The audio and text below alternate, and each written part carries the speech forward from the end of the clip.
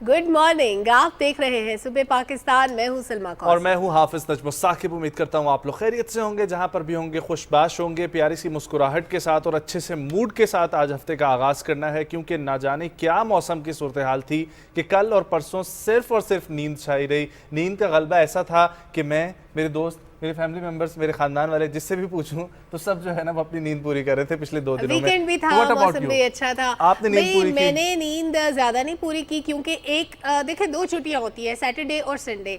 अब होता क्या है कि सैटरडे को आप सारे जितने पेंडिंग काम होते हैं हफ्ते के वो करते हैं, फिर उस छुट्टी की थकावट उतारने के लिए आपको एक छुट्टी की जरूरत होती है लेकिन उसमें भी कुछ ना कुछ ज़ाहिर है फैमिली के साथ एंगेजमेंट निकल आती है, घूमना फिरना। लेकिन अब सूरज ने आंखें दिखाना शुरू कर दी है, जिसको कहते हैं ना सूरज सवा नेज़े पे। यस, सिर्फ आंखें दिखाना, अब सूरज आंखें क्या माथे पे दिखा रहा है। यस, अब काफी गर्मी हो गई है और अभी बाहर निकलना मुश्किल हो गया है।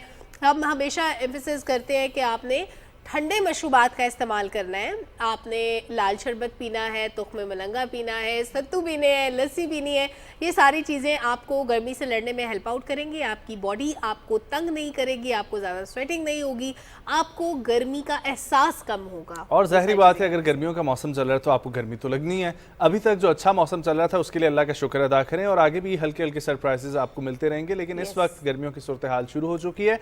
फिर भी कदरे बेहतर है रात का माहौल, और रात के वक्त इतनी ठंड हो जाती है कि आप बगैर जो है ना वो पंखा स्लो किए हुए नहीं रह सकते। ठीक है, अगर फुल पंखा चला के या एसी के अंदर जो लोग सो रहे हैं वो इस वजह से सो सकते हैं कि उनके पूरे दिन अगर धूप जो है डायरेक्टली इंटर होती है रूम के अंदर, तो हाँ रात के वक्त थोड़ा सा टेम्परेचर रूम का बैलेंस करने के लिए। वरना अभी तक मैं अपने घर की बात करूं तो वहां पर तो एसी रात को ऑन नहीं हुआ। इन शॉर्ट नजम, इस बार जून पहले जून जैसा नहीं है। पहले जैसे हमारे जून के महीने गुजरते थे और जून से पिछला जो महीना था मई का, वो तो हमने ऐसे गुजारा है जैसे भी गर्मियां आई नहीं, इतनी बारिशें हुई, इतना ठंडा मौसम रहा।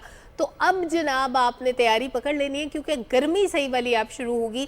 एक्सपेक्टेड है बारिशें लेकिन इतनी ज़्यादा नहीं है। और ख़ास तौर पे अगर आप सैर सपाटे का प्लान रखते हैं तो जिन इलाकों में आप जाएंगे, खास तौर पे शुमाली इलाका जात, वहाँ पे भी मौसम ऐसा नहीं है जैसा आप एक्सपेक्ट करते हैं। तो मौसम क्यों चेंज हुए? हमारी अपनी कमियों कोताहियों की वजह से, हमारी प्रॉब्लम्स की वजह से। लेकिन हमने जहाँ पे अपने माहौल को ख़राब करने में कंट्रीब्यूट किया है, वहीं हमने बहसियत इंसान कुछ अचीवमेंट्स भी हैं हमारी, उनको भी अप्रिशिएट करना चाहिए। उसमें से एक बड़ी अचीवमेंट जो ख़ास तौर पे पाकिस्तान के हवाले से है वो क्या है जनाब? नादरा ने जो हमारी national database and registration authority है, उसने आंखों के जरिए बायोमेट्रिक तस्दीक का एक नया निज़ाम आयरिस मुतारिफ करा दिए। अब आंखों के जरिए जो बायोमेट्रिक होते हैं, बिल्कुल इसी तरह जैसे आप अपने फ़ोन का लॉक अपनी आंखों से खोलते हैं, इसको कॉपी नहीं किया जा सकता। ये सबसे यूनिक बात होती है इस सिस्टम और नादरा के मुताबिक ये भी कहा जा रहा है कि ये सबसे काबिल एतबार निज़ाम है और आयरिस मुतारिफ करवाने के वजह से शनाख्ती मालूमात में दोहरे इंदराज के किसी भी इम्कान को मुकम्मल तौर पर ख़त्म करने में मदद मिलेगी। आयरिस शनाख्ती निज़ाम उंगलियों के निशानात और चेहरे की शनाख्त के मौजूदा निज़ामों के साथ इस्तेमाल में लाया जाएगा, जबकि आंखों के ज़रिए शनाख्त में गलती का इम्कान ना होने के बराबर है। और इसी वजह से आप लोग जो इस वक्त अपने महंगे महंगे फ़ोन्स पे फेस रिकग्निशंस और ये इस्तेमाल कर रहे हैं, उसकी वजह यही है कि फिंगरप्रिंट से नेक्स्ट स्टेप यही है कि फेस रिकग्निशन या आइज रिकग्निशन हो सके। और इसके लिए बहुत सारा काम हो रहा था। और नादरा, आज हम लोग देखें तो नादरा ने कितने अच्छे स्टेप्स लिए हैं ख़वातीन से रिलेटेड भी, और नादरा हर वक्त में कुछ ना कुछ अच्छा बेहतर करता रहता है। आगे बढ़ते हैं और अब जिक्र करते हैं एक ऐसे, अगेन पाकिस्तान के लिए बहुत अच्छी खबर, एक ऐसे पाकिस्तानी नौजवान का जिन्होंने ये ख्वाब देखा होगा। यकीनी तौर पर मेहनत उन्होंने पाकिस्तान में की, लेकिन इंटरनेशनली वो अपना ड्रीम जो है उसको सक्सेसफुल होता हुआ देख रहे हैं। 32 साल पाकिस्तानी बॉडी बिल्डर रमीज़ इब्राहिम की मैं बात कर रहा हूँ, जो पाकिस्तान से कम उम्र तरीन बैनुल अक़वामी बॉडी बिल्डिंग के जज बन गए हैं। और उन्होंने हाल ही में बैंकॉक, थाईलैंड और इसके अलावा और भी ममालिक में इमेच्योर एशिया बॉडी बिल्डिंग और वर्ल्ड पावर लिफ्टिंग चैंपियनशिप में बतौर जज खिदमात सर अंजाम दी हैं। और इस कामयाबी के साथ साथ रमीज़ को लाइफ टाइम अचीवमेंट अवार्ड भी मिला है। और उन्होंने इस खुशी का इजहार किया और उन्होंने कहा है कि उनके मुल्क और उनके माविन ख़ानदान दोनों के लिए काबिल फ़ख्र लम्हा है। क्या बात है। और नजम, जब आप ये न्यूज़ शेयर कर रहे थे तो मेरे जहन में एक वर्ड मुसलसल घूम रहा था। मैं हमेशा इसमें कंफ्यूज होती हूँ, जज और हज। जहाँ लिखा होता है ना एक नुक्ते का डिफरेंस होता है, तो पहली नज़र में अगर आपने क्विकली पढ़ना है तो पढ़ना बड़ा मुश्किल हो जाता है। तो ये मुझे इसलिए भी याद आया क्योंकि आजकल हज की तैयारियां चल रही हैं, बहुत सारे आज़मीन पहुंच भी चुके हैं और फ़राइज़ की अदायगी में मसरूफ़ है क्योंकि कुछ ही दिन बाकी रह गए हैं और वो खुशनसीब लोग हैं, ख़ास तौर पे जो पाकिस्तान से इस बार भी जिनको जाने की सआदत नसीब हुई है। तो मदीना मुनव्वरा में 8 दिन क़याम के बाद पाकिस्तानी आज़मीन ने हज जब मक्का मुकरमा पहुँचे हैं तो ज़ाहिर है उनका बहुत ज़बरदस्त तरीके से इस्तकबाल किया गया है। कुछ लोगों के वहाँ पे रिलेटिव्स मौजूद होते हैं, जिनके नहीं भी होते, जो पहले से आज़मीन वहाँ मौजूद होते हैं, बड़े ज़बरदस्त तरीके से उनको वेलकम करते हैं। वजारत हमारी बिल्कुल बड़े ज़बरदस्त तरीके से उनको इस्तकबाल भी करती है, अप्रिशिएट भी करती है, फैसिलिटेट भी करती है हर मरहले। अगर कोई भी ना इस्तकबाल करे तो पाकिस्तान टेलीविजन की तरफ से राना फ़हीम वहाँ पर मौजूद होते हैं और वही रिपोर्ट भी कर रहे हैं। पाकिस्तानी आज़मीन हज की मक्का मुकरमा में आमद का सिलसिला जारी है। मक्का मुकरमा में अरब रिवायत के मुताबिक पाकिस्तानी आज़मीन का शानदार इस्तकबाल किया जा रहा है।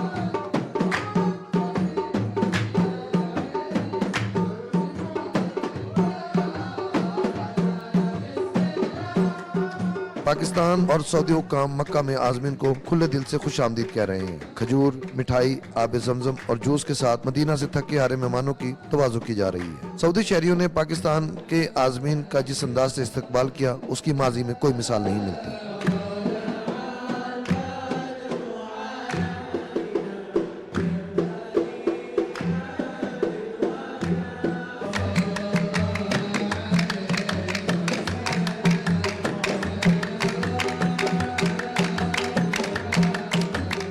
हुज्जाज कराम बड़े खुश आपको नज़र आएंगे। हमने हर जगह उनका हतौल वसा इस्तकबाल किया है। हम उनको हर बिल्डिंग में खुद भी जाके चेक कर रहे हैं। हमारे मुआवरीन मौके पर मौजूद हैं। हमें उम्मीद है कि हमारे हाजियों के यहाँ पर जो इनका वक्त गुजरेगा ये अच्छा गुजरेगा। अरब सकाफत के लंबरदार नौजवानों ने रिवायती रक्स भी पाकिस्तानी आज़मीन के सामने पेश किया और खूब दाद वसूल की। राना फ़हीम असलम, PTV न्यूज़, मक्का मुकरमा।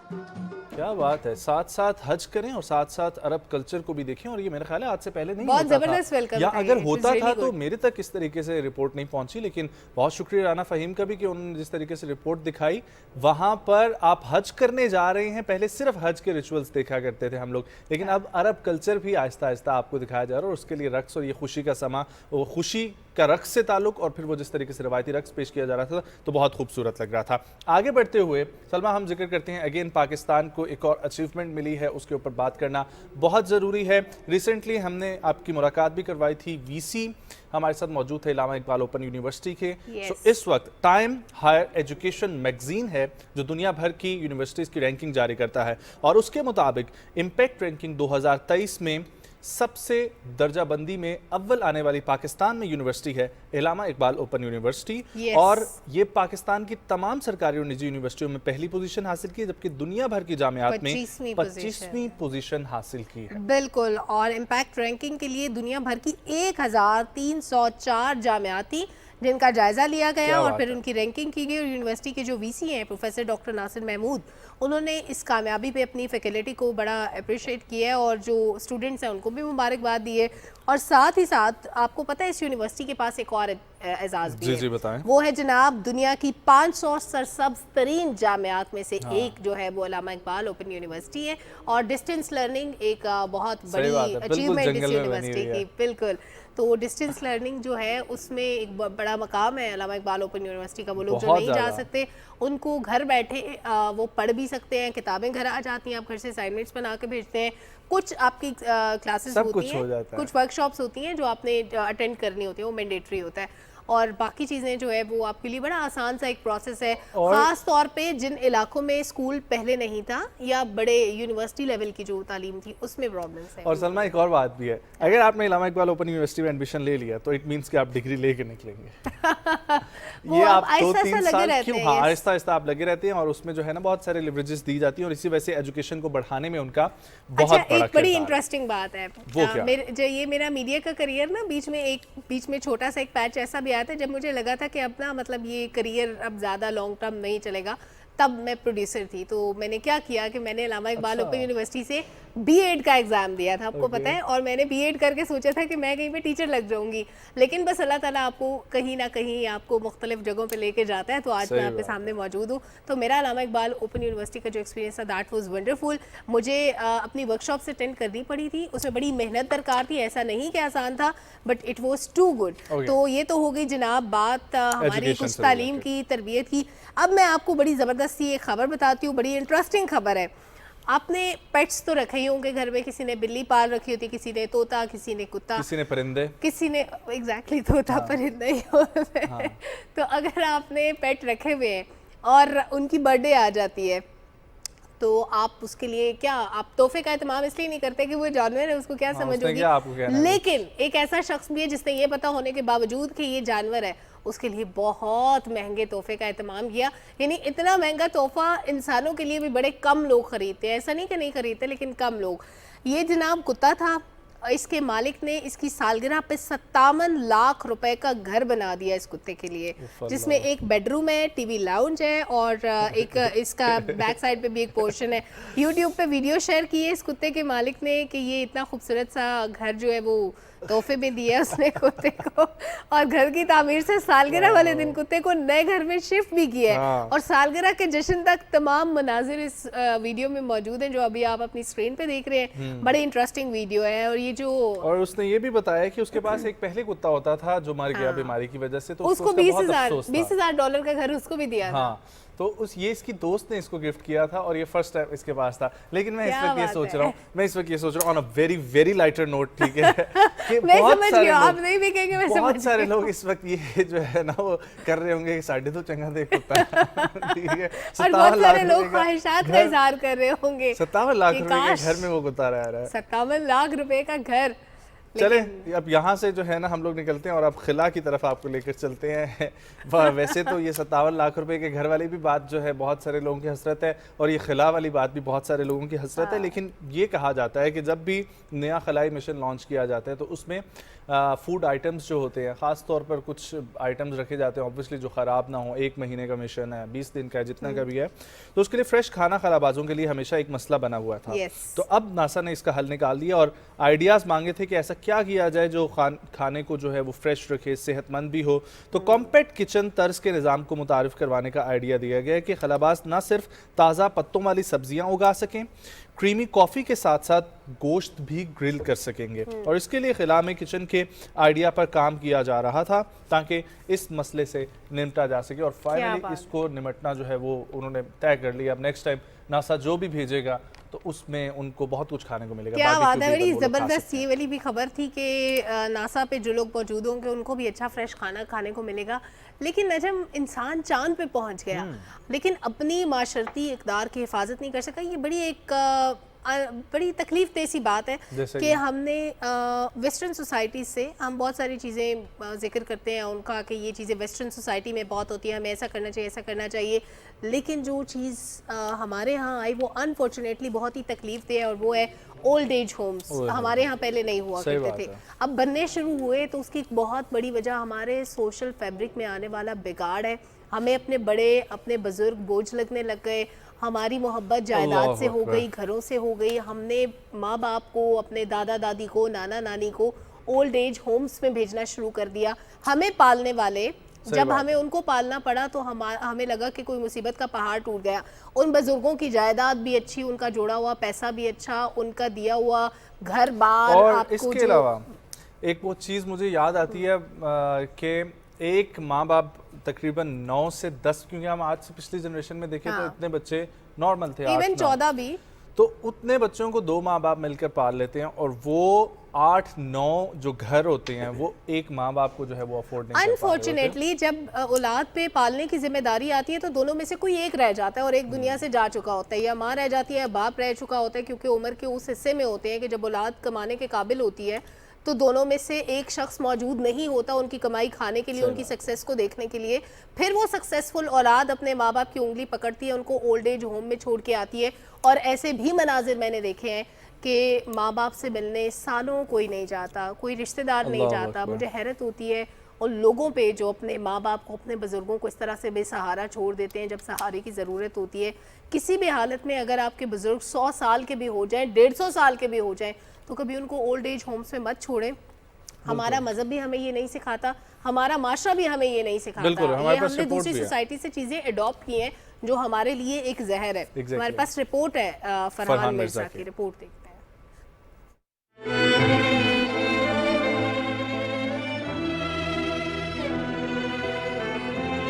आंखों में उम्मीद के दिए रोशन किए ये उम्र रसीदा बुजुर्ग मर्द और खवातीन आज भी मुंतजिर हैं अपने उन प्यारों के जिन्होंने इन्हें इस भरी दुनिया में तन्हा छोड़ दिया। फिक्र और सोच के गर्दाब में घिरे ये बुजुर्ग अफराद मुल्तान के ओल्ड एज होम में मुकीम हैं। इन्हें वो तमाम सहूलियात फराहम की जा रही हैं जो किसी भी शख्स को अपने घर में मुयस्सर होती हैं, लेकिन औलाद की बेवफाई और धुतकारे जाने का गम हर चेहरे पर अया है। बेटे रखते हैं लेकिन बहू नहीं रखती। अब बेटे मजबूर हैं। मैंने कहा ठीक है कोई बात नहीं। करोड़ों पति होके मैं रोड पे आ गई हूँ, सब कुछ से मैं फारिग हूँ। बहू ने ना बहुत मेरे साथ ज्यादती की है। मेरा अब मैं जाऊँ ना, मुझे पूछती भी नहीं है, कहती आई क्यों है। बहू बेटे अजीजो कारिब के संगदिलाना रवैये का शिकार 60 साल से जायद उम्र के हामिल इन बुजुर्गों को ओल्ड एज होम में अच्छी खुराक के साथ साथ निसाबी सरगर्मियों की सहूलत फराहम की गई है। एक दूसरे का गम बांटने के लिए कैरम खेलते ये बुजुर्ग मुस्कुराते चेहरों के साथ कुछ वक्त के लिए अपना गम भूल जाते हैं। सहूलियात वगैरह हैं माशाअल्लाह, वो हमें जो घर वालों ने नहीं दी थी वो इससे भी बेहतर हमें मिल रही है। माहौल अच्छा पाया है, सब चीज अच्छा पाया है। बुजुर्गों के लिए लाइब्रेरी, टीवी रूम, डॉक्टर और हजाम समेत तमाम सहूलियात दस्तयाब हैं। पर्दा और चार दीवारी का तकद्दुस बरकरार रखते हुए खवातीन के लिए दूसरी मंजिल पर रिहाइश का बंदोबस्त है। बस इस पर क्या किया जा सकता है, ये यही है कि हम लोग जो ऐसे सेंटर्स चला रहे हैं उन लोगों की आप लोग बढ़ें, मदद करें, और ख़ास तौर पर ईद जैसे मौके जो होते हैं या कुछ भी खुशी का मौका होता है तो इन जगहों पर विज़िट करना चाहिए और इनके साथ कोई एक्टिविटीज़ आप लोग परफॉर्म कर सकते हैं तो वो ज़रूर करें। बाकी अल्लाह पाक हिदायत दे उन तमाम लोगों को जो इसको मतलब बढ़ावा देने में आगे हैं और पेश हैं। आगे बढ़ते हुए मैं आपको बताता हूँ, माहिरीन फ़ल्कियात ने सैकड़ों किस्म के पुरअसरार धागे दरियाफ्त किए हैं जो मिल्की वे के अंदर मौजूद हैं और जो इशारा कर रहे हैं टुवर्ड्स ब्लैक होल। और ये आप लोग देख सकते हैं टीवी स्क्रीन्स पर अपनी। इस बात का इंकशाफ किया गया है कि हमारे कहकशां यानी कि मिल्की वे के मुशाहिदे के बाद अजीबो गरीब ये तार नुमाया दरियाफ्त है जिनसे मुताल्लिक ख्याल है कि हर एक खला में 5 से 10 नूरी साल तक फैले हुए हैं जो एक वसी पैमाने पर मॉर्स कोड के डॉट और डैशेस से बहुत बहुत मुशाबहत रखते हैं। ये देखें। अच्छा, ये चांद पे पहुंचने में ना हमारे जो कौम के मुस्तकबिल के जामिन होते हैं ना, वो टीचर्स होते हैं, चाहे वो वेस्टर्न सोसाइटी की बात हो या पाकिस्तान की। हमने कुछ देर पहले अपनी एक यूनिवर्सिटी के बारे में बताया कि जो बहुत ज़बरदस्त रैंकिंग में जा रही है, दुनिया भर में 25वें नंबर पे है और पाकिस्तान में पहले नंबर पे। इसी तरह हमारे टीचर्स भी दुनिया भर में पहले नंबर पे हैं। और एक ऐसे टीचर 2019 में जिनको पाकिस्तानी टीचर हैं वो उनको अवार्ड मिला था मोस्ट डेडिकेटेड टीचर का।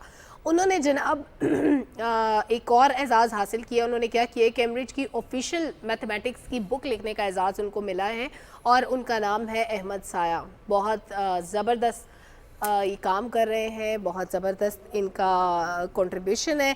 और जो बुक उन्होंने लिखी है वो उनके साथ एक और भी उनके पार्टनर भी हैं जिनके साथ मिल के लिखी है। 25 मई को बाज़ाब्ता तौर पर इसका इजरा किया गया है। और ये जो है जो इंस्टीट्यूट है डेडिकेटेड टीचर्स अवार्ड 2019 में दुनिया भर के लिए 4000 असातिज़ा को दिया गया था, जिसमें से ये जो टीचर है ये इनका नाम भी शामिल था। 50 को शॉर्ट लिस्ट किया गया था। वंडरफुल।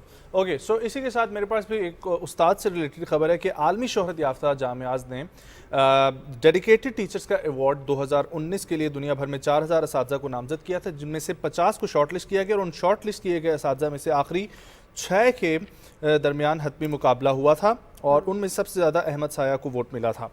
यस। और ये इनकी अलहदा से ही अचीवमेंट थी कि जिस तरीके से उन्होंने अब यूनिवर्सिटी का वो लिख रहे हैं। हाँ। और उसी के साथ साथ उनको ये इतने अवार्ड्स भी मिले थे। लेकिन आज दुनिया भर में माहौलियात के हवाले से दिन मनाया जा रहा है, जिस दिन को मनाने का मकसद ये है कि हम अपने माहौल में तवज्जो देना शुरू कर दें। फाइनली जो पिछले 2-3 सालों से एक हॉट टॉपिक बन चुका है, यूनाइटेड नेशन की तरफ से इसके ऊपर काम किया जा रहा है, WHO इसके ऊपर एक्टिव है, तमाम तर हुकूमतें इसके ऊपर एक्टिव हैं, इवन पाकिस्तान बहुत बड़ा इसका भुगत चुका है नुकसान। और अब हम लोग ये चाहते हैं कि इसके ऊपर रिसर्च हो। पानी के मसाइल जो हैं, माहौलियात के मसाइल हैं, ग्रीनरी के मसाइल हैं, बहुत सारे ऐसे इश्यूज़ हैं जिनको छोटा छोटा अगर हम आज एड्रेस करना शुरू करेंगे तो हमारा मुल्क आने वाली कोई भी नागहानी सूरत हाल है उससे निबत आजमा हो सकता नजम, है। अभी हम कैटेस्ट्रॉफी से बाहर नहीं आ पाए पूरी तरह। जो पाकिस्तान पे आफत आई थी गुज़श्ता साल, बदतरीन सैलाब और इतनी ज़्यादा तबाही हुई थी, फिर उसके बाद जो हम क्लाइमेट चेंज और ग्लोबल वार्मिंग का बार बार जिक्र करते हैं, ये ग्लोबल वार्मिंग की वजह से हमारे साथ इतने मामलात हो रहे हैं कि हमारे दरियाओं में पानी की सतह बुलंद होती जा रही है ख़तरनाक हद तक। वक्त से पहले बारिशें हो रही हैं, सैलाब का ख़तरा बार बार पैदा हो जाता है, गर्मी हद से ज़्यादा बढ़ जाती है, सर्दी होती है तो उसकी शिद्दत भी पहले से ज़्यादा होती है। यस, ये सारे मामलात जो हैं इन पे हमारे पास एक रिपोर्ट भी है, तो रिपोर्ट दिखाते हैं अपने नाज़रीन को। इस साल आलमी यौम माहौलियात का मौजू प्लास्टिक से फैलने वाली आलूदगी को रोकना है। इस दिन हुकूमतें अपने वसाइल को बरूकार लाते हुए मुआशरे को प्लास्टिक समेत दूसरे अवामिल जो आलूदगी फैलाने का सबब बनते हैं के बारे में आगाही फराहम करती हैं। साफ सुथरा माहौल न सिर्फ सेहत बेहतर बनाने के लिए ज़रूरी है बल्कि अच्छे मुआशरे की तश्कील में भी अहम किरदार अदा करता है। सफाई चाहे घर की हो, इलाके, शहर या समंदरों की, ये इंसानी ज़िंदगी पर गहरे असरात मुरतब करती है। हमारे मज़हब में सफाई को निस्फ़ ईमान का दर्जा दिया गया है, जो कि इसकी अहमियत और अफादियत को ज़ाहिर करता है।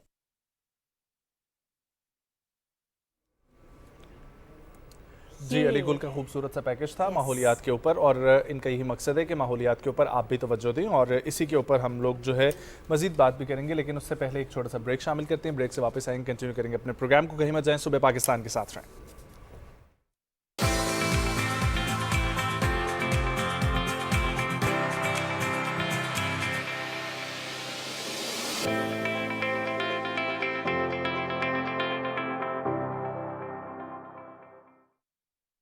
सहरंगेज सफरनामे में आप हमारे साथ महज़े नजारा हो जाएं।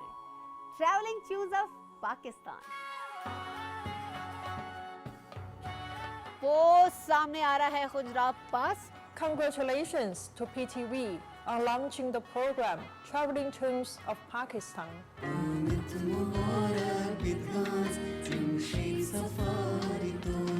ये खूबसूरत मकाम, ये खूबसूरत मंजर, ये नज़ारे आप देख रहे हैं।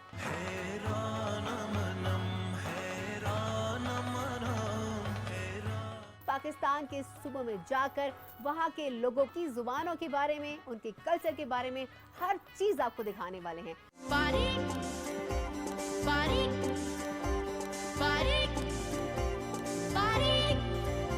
ट्रैवलिंग ट्यून्स ऑफ पाकिस्तान में चित्राली बहन भाइयों को खुश आन गियर।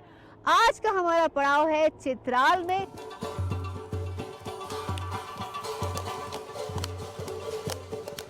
अवगान कदर मनो पिशावर चितासुता हर कले वायु खुश आमदेद वायु।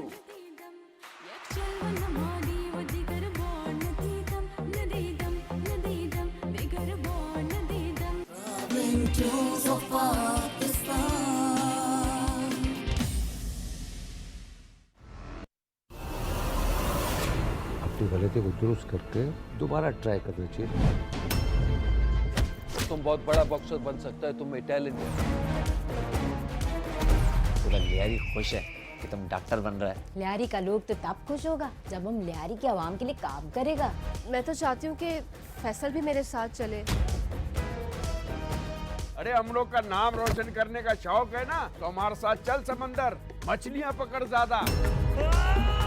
मेरे पास सिर्फ डैडी है और मैं उन्हें खोना नहीं चाहती। मैं आपको मना करती तो मुझे बहुत मायूब लग रहा था।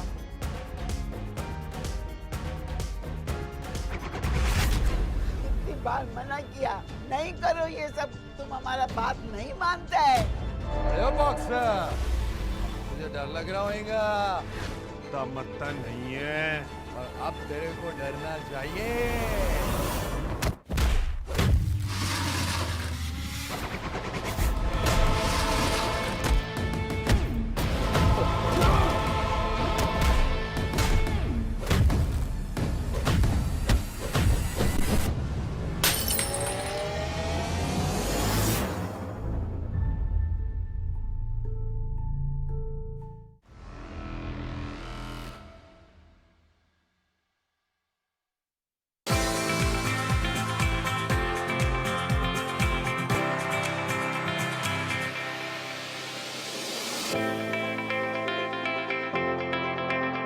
वेलकम बैक नाज़रीन। ब्रेक से पहले आपने रिपोर्ट देखी, माहौलियाती आलूदगी को हमने ख़त्म करना है, ज़ीरो पे लेके आना है। और इस साल का जो थीम है बहुत इंटरेस्टिंग है, बहुत इंपॉर्टेंट है, बीट प्लास्टिक पोल्यूशन। हर साल आपको पता है फ़ज़ाई आलूदगी की वजह से तकरीबन 70 लाख लोग मौत के मुंह में चले जाते हैं दुनिया भर में, और बहुत सारे लोग दमे का शिकार हो जाते हैं, कैंसर का शिकार हो जाते हैं, बहुत सारी ऐसी फेफड़ों की बीमारियों का शिकार हो जाते हैं जिसका ताल्लुक फ़ज़ाई आलूदगी से होता है। तो फ़ज़ाई आलूदगी में कौन कौन से कंट्रीब्यूटिंग फैक्टर्स हैं, उनको हमने कैसे ख़त्म करना है। प्लास्टिक पोल्यूशन एक बहुत बड़ा फैक्टर है, और ये क्यों है? हम घर में बर्तन भी प्लास्टिक के इस्तेमाल करते हैं, हम शॉपिंग बैग का इस्तेमाल भी नहीं छोड़ते, हम प्लास्टिक की बॉटल्स में पानी भी पीते हैं। यस, अब ये सब खत्म कैसे करें? हमने अपनी ज़िंदगी में इतना शामिल कर लिए, इस पर भी बात करते हैं। बिल्कुल जी, और इसी पर बात करने के लिए हमें ज्वाइन कर रही हैं DG Pakistan environmental protection agency मोहतरमा फरजाना अल्ताफ शाह साहिबा। अस्सलाम वालेकुम ma'am, good morning, thank you for coming. खैरियत से आप? अल्लाह का शुक्र है मैम, बहुत इंपॉर्टेंट दिन है और इसके ऊपर बहुत सारे प्रोग्राम्स इस वक्त हो रहे होंगे, हमारा भी प्रोग्राम चल रहा है,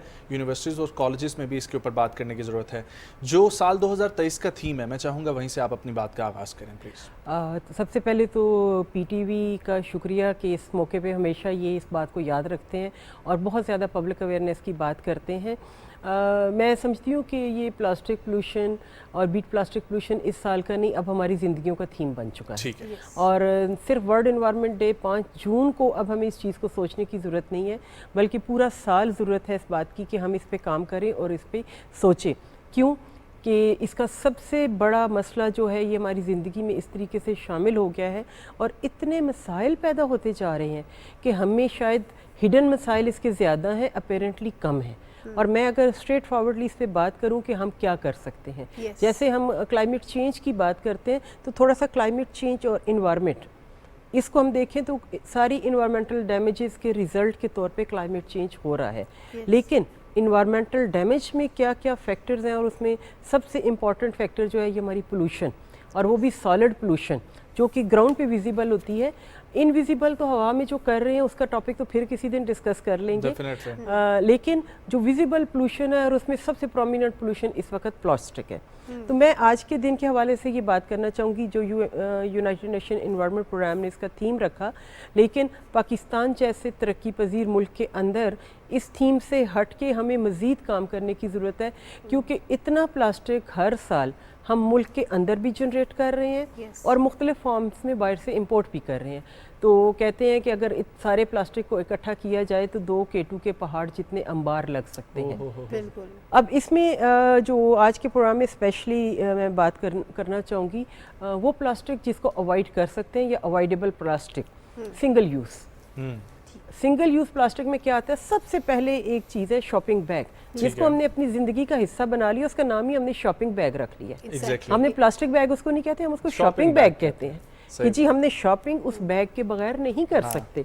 जबकि गुज़िश्ता 4 साल से इस्लामाबाद के अंदर ban on use of plastic polythene bag का लॉ मौजूद है, और हमने पॉलीथीन बैग बैन कहा है, शॉपिंग बैग बैन नहीं कहा। शॉपिंग बैग तो कपड़े का भी हो सकता है ना, बिल्कुल, और आए हैं बाद में हमने देखे हैं। तो ये जो लफ्ज़ हमने अटैच कर लिया ना, शॉपिंग बैग, ख़वातीन है मेरे जैसी, आप जैसी बहुत सारी मेरी बहनें शॉपिंग के लिए जा रही हैं, साथ हम इतना बड़ा 2-3 किलो का पर्स भी उठा लेते हैं, उसमें मेकअप का सामान भी डाल लेते हैं, लेकिन एक कपड़े का थैला जिसका वजन हार्डली 300-400 ग्राम भी नहीं होता, हम अपने साथ नहीं उठाते। अच्छा, बहुत सारे ब्रांड्स ने वैसे भी ये शुरू किया है कि वो पेपर के बैग या कपड़े के बैग, इसको बिल्कुल अप्रिशिएट करना चाहिए कि वो प्लास्टिक को एलिमिनेट कर रहे हैं, क्योंकि प्लास्टिक ज़ाहिर है हमने कहीं से तो आगाज़ करना है उसको ख़त्म करने का। मैं उसमें ये कहूँगी वो कितनी परसेंटेज है वो ये कर रहे हैं। हार्डली हम कहें कि 0.1% भी वो नहीं है, लेकिन एक्चुअली जो यहाँ से हमारा आ रहा है डेली हाउस होल्ड लेवल पे, डेली हाउस होल्ड लेवल पे हमारा इतना प्लास्टिक इस वक्त जनरेट हो रहा है कि हम अगर एक छोटे से पॉइंट पे शॉपिंग के लिए जाते हैं, सब्ज़ी, मैं आम लेमैन की बात करूँगी, आम पॉपुलेशन की बात करूँगी, सब्ज़ी लेने जाते हैं, फ्रूट लेने जाते हैं, इवन मेडिसिन लेने जाते हैं, वो मेडिसिन जो आपके इलाज के लिए होती है वो भी एक इलाज के सबब में डाल के आप लाते हैं शॉपिंग बैग। एक चीज़ और इसमें सबसे बड़ा जो ख़तरनाक चीज़ है, और ज़रूर इस पे हमें बहुत स्ट्रांगली काम करने की ज़रूरत है, वो है कि जब हम खाने पीने की गर्म अशिया शॉपिंग बैग के अंदर डाल के लाते हैं। अच्छा। और उसमें ये बेसिकली जो प्लास्टिक बैग बना होता है, ये बना होता है पेट्रोलियम बेस्ड प्रोडक्ट्स से, पेट्रोकेमिकल्स से, हाइड्रोकार्बन से। वो हाइड्रोकार्बन्स के जो कंटेंट्स हैं, जब हम उसमें गरम तो चना आपके चाट खाने डालते में, हैं, हाँ? गरम सालन डाल के लाते हैं लोग घरों में, दही डाल के लाते हैं, तो वो रिएक्शन शुरू हो जाता है उस पॉलीमर के साथ, उस खाने के आइटम का हीट की वजह से एक्टिवेट हो जाता है, और आपको कभी भी आइडिया नहीं होता कि शॉपिंग बैग से निकाल के जो आप चीज़ खा रहे हैं वो क्या है। और मैं इसकी मिसाल इस तरीके से दूंगी, गुज़िश्ता कुछ दिनों से मुख्तलिफ़ अस्पतालों में जाने का इत्तेफाक हुआ और वहाँ पे हमारे कैंसर वार्ड इस कदर भर चुके हैं कि अब पेशेंट्स को अकोमोडेट करने की जगह नहीं है अस्पतालों में। Directly it leads to cancer. Cancer, yes, it is a carcinogenic, जो हाइड्रोकार्बन्स की ये फॉर्म है, और इसका फिर आपको कभी भी यकीन नहीं होता। हम जाते हैं कोई ब्रांड लेने, आपने ब्रांड की बात की, हम ब्रांड लेने जाते हैं, हमें पता है कि इसकी मैन्युफैक्चरिंग में क्या यूज़ हुआ है, इसकी क्वालिटी क्या है, कितना ड्यूरेबल है। जब हम किसी छोटी जगह से शॉपिंग बैग में कोई चीज़ ख़रीदते हैं, हमें ये नहीं पता होता कि वो शॉपिंग बैग फ्रेश मटेरियल से बना हुआ है, रिसाइकल्ड मटेरियल से बना हुआ है, या कंटेमिनेटेड मटेरियल से बना हुआ है। मैं आपको छोटी सी एक एग्जांपल इसमें दूंगी। कुछ अर्सा पहले कोयटा शहर जाने का इत्तेफाक हुआ और वहाँ यही कैंपेन चल रही थी बड़ी अच्छी। तो वहाँ हमारे डिस्ट्रिक्ट एडमिनिस्ट्रेशन की एक असिस्टेंट कमिश्नर साहिबा थी, उन्होंने मुझे कुछ शॉपिंग बैग्स के सैंपल दिए कि हमें चेक कर दें कि ये क्या है, कि एक बंदा क्लेम करता है ये मैं रिसाइकिल कर रहा हूँ। वो मैं कैरी करके लाई अपने हैंड बैग में, और उन शॉपिंग बैग की इस कदर स्मेल थी, वो इतने कंटेमिनेटेड यूज्ड मटेरियल से बने हुए थे, जब ला के चेक किए तो हर किस्म की कंटेमिनेशन उनके अंदर मौजूद थी। तो ये भी हम श्योर नहीं होते कि ये बिल्कुल छोटे छोटे जो हवा में लिफाफों की तरह उड़ते हैं। ये बहुत इंपॉर्टेंट, एक तो ये फैक्टर हो गया प्लास्टिक के, हमने हर तरह से इसका इस्तेमाल अवॉइड करना है। इसके अलावा कौन से ऐसे प्रॉब्लम्स हैं जिनकी वजह से हम अपनी तबाही का सामान खुद पैदा करें? अभी रिसेंटली जिस तबाही से हम गुजरे हैं सैलाब की सूरत में, अभी तक हम उससे निकल नहीं पाए। हमारा इंफ्रास्ट्रक्चर तबाह हो गया, हमने अरबों डॉलर का नुकसान भुगता, और दुनिया हमारी तरफ देख रही थी कि हम किन हालात में। सबसे इम्पॉर्टेंट उसके बाद होने वाली कॉन्फ्रेंसेस थी, मीटिंग्स थी, जिनमें कुछ डिसीजंस लिए गए। उन डिसीजंस में इम्प्लीमेंटेबल चीज़ें कितनी थी, और कितनी हम इस साल, एक साल में अगर हम देखें तो कर सकते हैं? मैं इसमें वही फिर बात हम करते हैं, think globally act locally. Globally बहुत सारे तरक्की याफ्ता ममालिक में इस वक्त बहुत बड़े बड़े इनिशिएटिव लिए जा रहे हैं और लिए जा चुके हैं। जैसे एक बहुत बड़ा कोलिशन इस्टेब्लिश हो रहा है बहुत सारे कंट्रीज़ का कि हमने 2040 तक ज़ीरो प्लास्टिक पे चले जाना है। लेकिन हम तो अभी तक प्लास्टिक की नई नई चीज़ें बनाने में इन्वॉल्व हैं। फिर हम ये समझते हैं कि ये चीज़ें सिर्फ स्टेट की ज़िम्मेदारी है, जबकि इन्वायरमेंट एक ऐसा मसला है जो स्टेट की नहीं, हर स्टेट के बंदे की ज़िम्मेदारी है, स्टेट में रहने वाले हर इंडिविजुअल की ज़िम्मेदारी है। और इसमें जो दूसरी बात आप कर रही हैं कि अब क्या चैलेंजेस है, सैलाब की आपने बात की, अर्बन फ्लडिंग का सबसे बड़ा रीज़न क्या है? हमारा जो सीवरेज सिस्टम होता है शहरों के अंदर वो चोक कर जाता है। अदरवाइज़ ऐसा सीवरेज सिस्टम मौजूद होता है कि बारिश होती है और पानी रन ऑफ हो जाता है उसमें से, लेकिन हम सॉलिड वेस्ट हर जगह डंप करते हैं, अपने नालों में, इवन अपने दरियाओं में, और अल्टीमेटली बहुत सारी जगहों पे वो ब्लॉकेज क्रिएट कर देता है। अगेन सॉलिड वेस्ट के अंदर कितना कॉन्टैक्ट प्लास्टिक का है।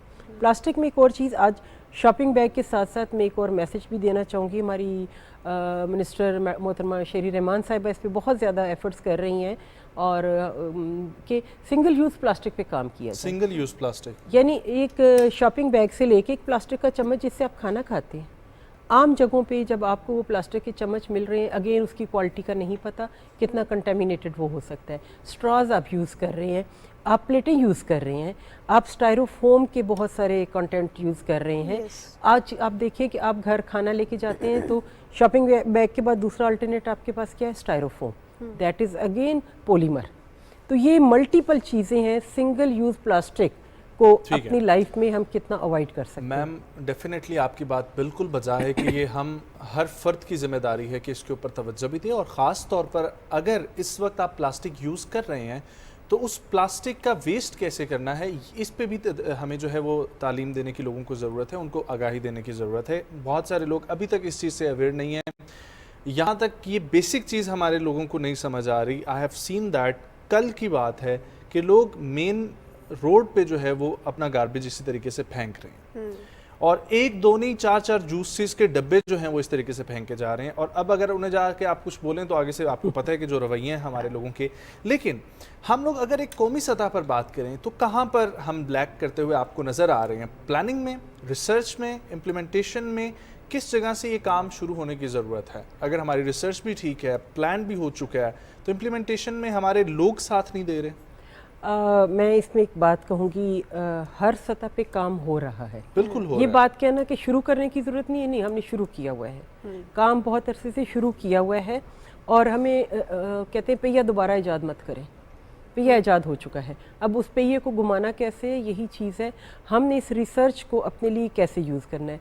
दुनिया के बहुत सारे ममालिक जिन्होंने इस पर रिसर्च की कि प्लास्टिक से कैंसर हो रहा है, प्लास्टिक से और बीमारियाँ हो रही हैं, प्लास्टिक की वजह से हमारा माहौल तबाह हो रहा है, और एक छोटा सा प्लास्टिक का कंटेंट, चाहे शॉपिंग बैग है, कोई चम्मच है, जब हम अपनी ओपन एनवायरनमेंट में फेंक देते हैं, जो आपने कहा सरेराह फेंक देते हैं, तो उसको ख़त्म होने में 100 साल से कम अरसा नहीं लगता। तो शुरू करने की ज़रूरत नहीं है, हर सेक्टर का रोल है। ये स्टैंड अलोन एक्टिविटी नहीं है कि सिर्फ गवर्नमेंट कानून बना दे और हम कहें काम हो गया, नहीं। अवाम ये समझें गवर्नमेंट का काम है हर रोज़ आके हमें चेक करें। क्या साइंटिस्ट काम कर चुके हैं, इंटरनेशनल रिसर्च यूज़ करना ठीक है, हम इंटरनेशनल लॉ को अपने मुल्क में तो इम्प्लीमेंट नहीं कर सकते, लेकिन इंटरनेशनल रिसर्च से बेनिफिट ले सकते हैं क्या और ऐसा उसको यूज़ मुमकिन है कर कि हम सकते हैं। फाइन लगा सकें? अच्छा, ये मैं चीज़ अभी मैंने कहा आखिर में बात करूंगी, तो आपने अभी से बात कर दी। 14 अगस्त 2019 से इस्लामाबाद के अंदर फोर्सफुली ये लॉ मौजूद है, ban on single use plastic पे, और उसका जुर्माने का भी मैं आपको बता दूं, अगर आपके हाथ में भी शॉपिंग बैग पकड़ा हो तो आप पे 5000 जुर्माना एजेंसी की तरफ से है। Pakistan environmental protection agency, ministry of climate change का ये लॉ मौजूद है। अगर कोई शॉप वाला सेल कर रहा है तो कैटेगरीज पे डिपेंड करते हुए 10,000 जुर्माना है।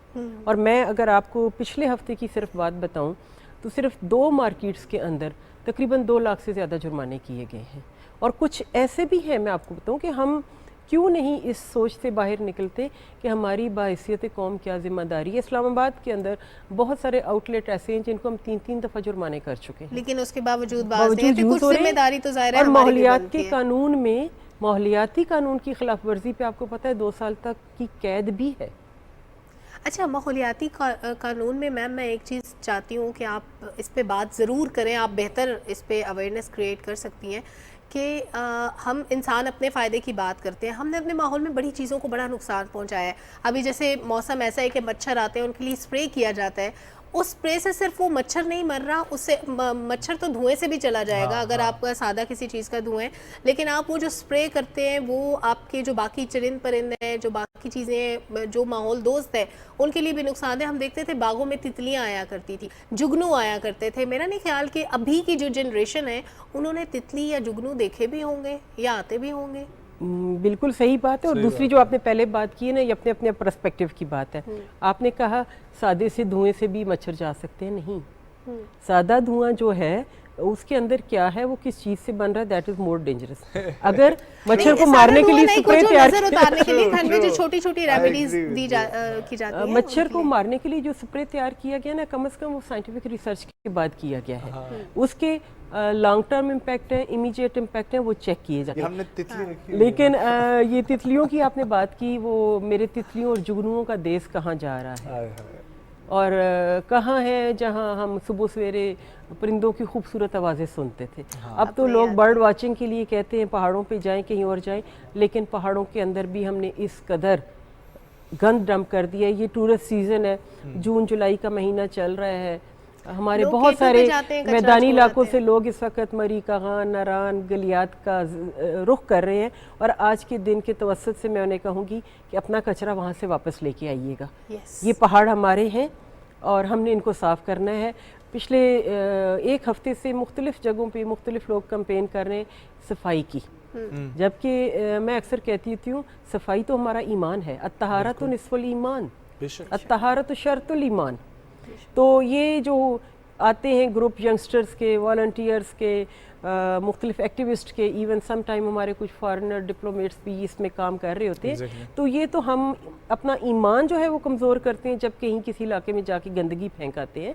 तो ये भी एक मैसेज देना चाहूँगी आज के दिन से कि कम से कम इस महीने में जहाँ आप टूरिज़म के लिए जाइए, अव्वल तो कोशिश कीजिए कि प्लास्टिक का कचरा साथ लेके ना जाएं। और अगर आप समझते हैं कि आप इतने कंपैटिबल हैं, आपकी इम्यूनिटी इतनी स्ट्रॉन्ग है कि आप कोई भी प्लास्टिक में डली हुई खाने पीने की चीज़ें लेके जाते हैं तो वो हम वापस लेके आएँ, प्रॉपरली डिस्पोज ऑफ करें। वहाँ अगर आपको जगह नहीं मिली डिस्पोज ऑफ करने की तो अपनी गाड़ी में ही रख लें, प्रॉपर जगह पे उसको म्यूनसिपलिटी के बिन्स होते हैं। गलियात में और ख़ास तौर पे हमारे हुंजा के इलाकों में बहुत ज़्यादा हम इनिशिएटिव ले रहे हैं इस पे और ले चुके हैं कि वहाँ पे ये प्लास्टिक पोल्यूशन बंद हो जाए। फिर एक और जिक्र करूँगी, बोतलें इस वक्त अगर हम देखें तो हमारे जितनी वाटर बॉडीज़ हैं वो कहीं ना कहीं जाके हमारी बैकबोन दरियाए सिंध में जाती हैं। हमने अपना इंडस रिवर को कितना कंटेमिनेट कर दिया है, उसके अंदर राइट फ्रॉम ओरिजिन एंड तक मुख्तलिफ जगहों पे कितने प्लास्टिक बॉटल्स जा रही हैं उसके अंदर। तो प्लास्टिक बॉटल जो है कि रिसाइकल आइटम है, इसको भी कर सकते हैं। और फिर ज़रा सी लापरवाही, ज़रा सी पल का लापरवाही होती है और सदियों का नुकसान है। मैम मैं ये समझता हूँ कि जो मैंने एजुकेशन हासिल की है डिफरेंट यूनिवर्सिटीज़ और कॉलेजेस से, उसमें करैक्टर बिल्डिंग के ऊपर काम नहीं किया गया।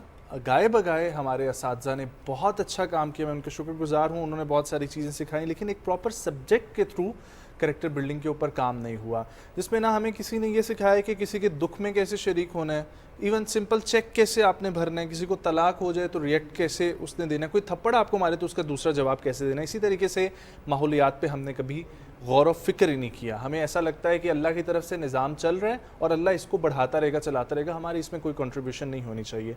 तो मैम आपकी मिनिस्ट्री की तरफ से और एजेंसी की तरफ से स्कूल कॉलेजेस के लिए कुछ प्रोग्राम्स मुरतब किए गए? बिल्कुल, इसमें मैं ये जिक्र करूँगी, एक तो आपकी बात बिल्कुल किसी हद तक दुरुस्त है कि पढ़ाया नहीं गया, लेकिन एक ख़ास लेवल के बाद आप लोग प्रोफेशनल एजुकेशन लेते हैं और वो प्राइमरी क्लास तक आपको जो एजुकेशन दी जाती है उसमें मोस्टली आप अपने इस्लामियात के लेसन्स देखें, उन हर एक सफाई निस्फ़ ईमान है, सफाई सुथराई और स्कूल में एक्टिविटी भी होती थी इंटीग्रेटेड है ये चीज़, ये अवेयरनेस के लिए होता है बच्चों और फिर आज देखिएगा आप ना बहुत सारे स्कूलों में बच्चे जो हैं इस दिन को मना रहे होंगे जी प्लास्टिक को रिसाइकिल कैसे करें कैसे, लेकिन हम अपने सोशल स्टेटस के साथ साथ थोड़े इन चीज़ों को भूलते हैं। रवैयों में हमारा सोशल स्टेटस जो है वो बहुत मैटर करता है। हम घर से निकलते हुए हाथ में मोबाइल लेना कोई भी नहीं भूलता, वो हमारे कहूँ कि एक पार्ट ऑफ बॉडी पार्ट बन चुका है mobile, even not dressing part, body part बन चुका है। एक हाथ तो हमारा ऑक्युपाइड है, दूसरे हाथ से हम अपने साथ ये जो शॉपिंग बैग बैन किया था हमने, उसका भी मकसद रवैये बदलना था, उसका मकसद सिर्फ बैन लगाना नहीं था। रवैया बदले कि जब आप घर से निकलते हैं तो अपना थैला खुद लेके जाइए अपने साथ। इसी तरीके से आपकी बात बिल्कुल सही है। तो एक तो मिनिस्ट्री ऑफ क्लाइमेट चेंज जो है हम रेगुलर अवेयरनेस सेशन यूनिवर्सिटीज़ के साथ करते हैं। इन्वायरमेंटल प्रोटेक्शन एजेंसी हमने एक रूटीन रखी हुई है कि हम आउटरीच प्रोग्राम अपने के तहत मुख्तलिफ यूनिवर्सिटी स्टूडेंट्स के साथ इंटरेक्ट करें, यंगस्टर्स को मोटिवेट करें, और ज़रूरी नहीं है कि हमारी पार्टिसिपेशन के साथ वो कोई काम करे, वो इंडिपेंडेंटली काम करे, क्योंकि अब यूथ हमारा सरमाया है। और मैं समझती हूँ कि अगर हम अभी इस वक्त इस चीज़ पे काम नहीं करेंगे तो हम अपनी आने वाली नस्ल को क्या दे के जाएंगे। वो पानी के मामले में भी फिर किसी दिन बात करेंगे, लेकिन एक छोटी सी बात ज़रूर शेयर करूँगी आज कि आने वाली नस्लों के लिए पानी बचाएं। जैसे हम कहते हैं कि मेरे दादा ने दरिया में पानी देखा, मेरे बाप ने कुएं में पानी देखा, मैंने बोतल में पानी देखा पीने का, तो मेरी नस्ल पानी कहाँ देखेगी। तो ये एक जिम्मेदारी है बहुत बड़ी इस जनरेशन की जो मेरे जैसी मौजूद है और आपकी जो थोड़ा यंग लाट में आ चुके हैं, 20s के ब्रैकेट में हैं, तो अपनी ज़िम्मेदारियां हम कितनी पूरी कर रहे हैं। और वो ज़िम्मेदारी ये नहीं है कि यूनिवर्सिटी में सिर्फ एक लेक्चर दिया जाए, वो ज़िम्मेदारी उस वक्त शुरू हो जाती है जब हमारे कुरान की तालीम हमें बग़ैर लिखा पढ़ा आए, हम उस तालीम को शुरू करते हैं। तर्जमे से कुरान पढ़ लें, हर जगह मौजूद है। मौलियात के बारे में बात हुई, हमारी सूरह रहमान भरी हुई है खुदा की कुदरतों से, और बार बार कहा गया है फबअय्यि आलाए रब्बिकुमा तुकज़्ज़िबान। तो ये माहौल तो रब की इतनी बड़ी नेमत है, इसको कैसे झुटलाएंगे हम। बहुत शुक्रिया मैम आपके वक्त के लिए, बहुत अच्छा लगा आपसे गुफ्तगू करके। और हम दुआ करते हैं कि जो आप लोगों का मिशन है और जो हमारी तरफ से भी एक काविश है इस पर लोग भी अमल पैरा हों और हम खुद भी इसके ऊपर चलें। डेफिनेटली ये हमें ऑनरशिप लेनी चाहिए कि ये घर, ये शहर, ये मुल्क, बल्कि ये पूरा प्लैनेट हम सब का है और हम सब जब ऑनरशिप लेंगे तभी हम एहसास और अपने पैदा घर में करेंगे। बच्चों को ये तालीम देनी चाहिए कि आपने कचरा बाहर नहीं फेंकना, आपने पानी ज़ाया नहीं करना, आपने प्लास्टिक यूज़ नहीं करना। वही बच्चे कल को इस माशरे को बचाने में आपको भी हेल्प आउट करेंगे और एक अच्छा माहौल बनाने में भी हेल्प इंशाल्लाह। करेंगे। न्यूज़ ब्रेक की तरफ पढ़ना है हमें, वापस आएंगे, कंटिन्यू करेंगे अपने प्रोग्राम को, हमारे साथ।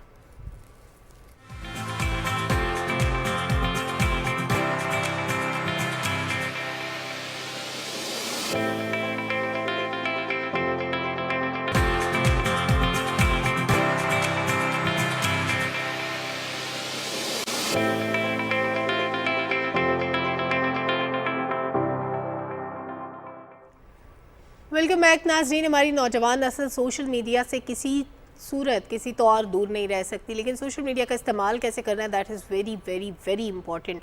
ब्लास्फेमस कंटेंट, गुस्ताखाना मवाद सोशल मीडिया पे जो शेयर किया जाता है वो एक बहुत बड़ा प्रॉब्लम है। ज़ाहिर है बसीयत मुसलमान, हमारे जज्बात मजरू होते हैं। हमारे लिए तकलीफ दे बात है कि हमारे रिलीजन को, हमारी मुक़द्दस हस्तियों के बारे में गलत बात की जाए या उनके बारे में मिस इन्फॉर्मेशन फैलाई जाए, डिस इन्फॉर्मेशन फैलाई जाए। उसका सदेबाब करने का तरीका क्या है, इस पर हम गाहे बगाहे बात करते हैं और आज भी ये बात करेंगे कि जितना भी गुस्ताखाना मवाद मौजूद है सोशल मीडिया पे या उसकी तशहीर की जाती है, इन दोनों चीज़ों को रोकें कैसे। अपलोड भी ना हो, जो मौजूद है उसको ख़त्म भी किया जाए, इसकी तशहीर भी ना की जाए, दूसरों के साथ शेयर भी ना किया जाए और इसका बॉयकॉट कैसे किया जाए। बिल्कुल, इसी के ऊपर बात करेंगे। इस्लामी नज़रियाती कौंसिल ऑलरेडी इसके ऊपर बात कर भी रही है, काम कर भी रही है और आज हमारे साथ मौजूद हैं, हमें ज्वाइन कर रहे हैं प्रोग्राम में सेक्रेटरी इस्लामी नज़रियाती कौंसिल जनाब डॉक्टर इकरामुल हक साहब। अस्सलाम वालेकुम डॉक्टर साहब। वालेकुम बहुत सलाम। शुक्रिया प्रोग्राम में आने के लिए। आप खैरियत से हैं? अल्हम्दुलिल्लाह, अल्लाह का करम है। डॉक्टर साहब ये फरमाइएगा कि ये इस वक्त बहुत ज़रूरी है टॉपिक और इसीलिए हम हफ्ते में 2 दफ़ा या 3 दफ़ा इसको डिस्कस कर रहे हैं। आपके नज़दीक इसके ऊपर बात होना कितना ज़रूरी है और कहाँ से इसका जायज़ा लेने की ज़रूरत है और कहाँ से इसके ऊपर काम करने की ज़रूरत है? जी बहुत शुक्रिया। इसका जायज़ा तो बहुत से पहलुओं से लेने की ज़रूरत है और अब तक कोशिश भी की जाती रही, लेकिन अब कुछ संजीदा इक़दामात इसमें होते हुए नज़र आ रहे हैं। जबकि लाहौर हाई कोर्ट ने इसको टेकअप किया, अच्छा, वहाँ पे एक केस दायर हुआ और उन्होंने वजारत मज़हबी उमूर को हिदायत की कि आप लोग स्टेक होल्डर्स को लेके कोई एक ऐसा प्लान बनाएं जिसकी बुनियाद पर हम इस कंटेंट को रोक सकें और इसका सद्देबाब हो सके। फिर उसमें 2-3 बार इस पे बात हुई। वजारत मज़हबी उमूर ने अपने यहाँ मीटिंग की, इस्लामी नज़रियाती कौंसिल को ऑन बोर्ड लिया, हमारे चेयरमैन साहब ख़ुद वहाँ गए उस मीटिंग में और डिस्कशन हुई और ये तय पाया कि इसके लिए मुख्तलिफ़ किस्म के इक़दामात किए जाएँ जी, और जितनी मुतल्लका वजारतें हैं उन सब को इसके अंदर शामिल किया जाए और कोर्ट की भी यही हिदायत थी। इंफॉर्मेशन मिनिस्ट्री को इसमें शामिल किया जाए, वजारत इत्तलाआत को इसमें शामिल किया जाए और वजारत क़ानून इसके अंदर शामिल हो, वजारत मज़हबी उमूर हो, इस्लामी नज़रियाती कौंसिल हो। तो फिर वजारत मज़हबी उमूर ने रिक्वेस्ट की इस्लामी नज़रियाती कौंसिल से कि आप चूँकि थिंक टैंक हैं मुल्क का मजहबी हवाले से, तो इसलिए आप कुछ हमें गाइड करें और इसके लिए कोई किसी काम की इब्तदा आप लोग कर दें। सही। तो 30 मई को हमने एक इजलास किया। 30 मई को उसमें मुख्तलिफ़ मकातब फ़िक्र को बुलाया। कौंसिल का इजलास नहीं था। अच्छा, ये एक इसी पे सोचो विचार का और तबादला ख़यालात के लिए इजलास था कि ब्लास्फेमी के जो मवाद आ रहा है उसको किस तरीके से रोका जाए। उसमें कई सारे स्टेक होल्डर्स थे। एक लॉयर्स का कमीशन बना हुआ है इस सिलसिले में जो इस पर काम कर रहा है, उसके नुमाइंदे इसमें मौजूद थे। हाई कोर्ट में जिन लोगों ने केस किया हुआ था उनके नुमाइंदे मौजूद थे, वजारत मज़हबी उमूर के नुमाइंदे मौजूद थे, हमारे पास PTA के नुमाइंदे मौजूद थे, FIA के साइबर क्राइम के लोग मौजूद थे। मुख्तलिफ़ मकातब फ़िक्र को हमने दावत दी कि वो बताएं कि अपने तौर पे किस तरह इसके ऊपर सोच सकते हैं और किस तरीके से बात कर सकते हैं। भरपूर किस्म का सेशन हुआ, कोई 3-4 घंटे हम इस पे बैठे रहे और इस पे गुफ्तगू होती रही। तो ये मामला तो बड़ा संजीदा है। सर इसमें तय क्या पाया, क्या मुमकिन है इस तरह के कंटेंट को मुकम्मल तरीके से रोकना? जी बिल्कुल इस तरीके से मुमकिन है, क्योंकि टेक्निकली इसके माहिरीन जो थे वो भी हमारे पास मौजूद थे। तो बेसिकली इसमें जो स्टेक होल्डर्स बन रहे हैं वो PTA बन रहा है और इसी तरीके से साइबर क्राइम जो है वो डिपार्टमेंट FIA का वो बन रहा है। तो इजलास ने ये तय किया कि सबसे पहले तो रियासत को बहुत संजीदा होके इस मसले को लेना पड़ेगा। इसको गैर संजीदगी से छोड़ने में बहुत ज़्यादा नुकसानात हैं और कंटेंट जब हमने सुने तो रोंगटे खड़े होना तो एक छोटी सी बात होती है, इंसान का मर जाने को दिल चाहता है। जो पाकिस्तान से ऑपरेट हो रहा है और जिस तरीके से हज़ारों की तादाद में इस किस्म की चीज़ें जो हैं वो आ रही हैं। तो मैंने जो सुना उससे सुनने के बाद मुझे तो ये लगता है कि जिस तरह की एडिक्शन जो है ये PUBG गेम्स वगैरह के हवाले से आ जाया करती थी, उस तरीके की एडिक्शन यहाँ भी पैदा हो जाती है।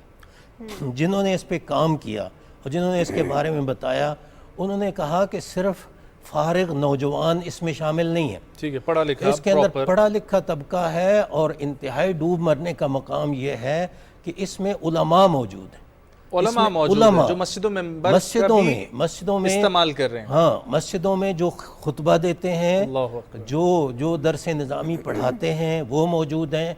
इसमें डॉक्टर्स मौजूद हैं, इसमें वकील मौजूद हैं। मुआशरे का कोई पढ़ा लिखा ऐसा तबका नहीं है जिसके लोग इस एडिक्शन के अंदर शामिल ना हो। इसकी आप लोगों ने ये तमाम जो है लिस्ट बनाई, जी, इससे पहले अगर जाएं तो इनके हैंडलर्स कहाँ पर हैं? वो तो मुख्तलिफ मुल्कों से हैंडल होते हैं। अच्छा, ये बैरूनी एजेंडा है, पाकिस्तान से बाहर भी हैं।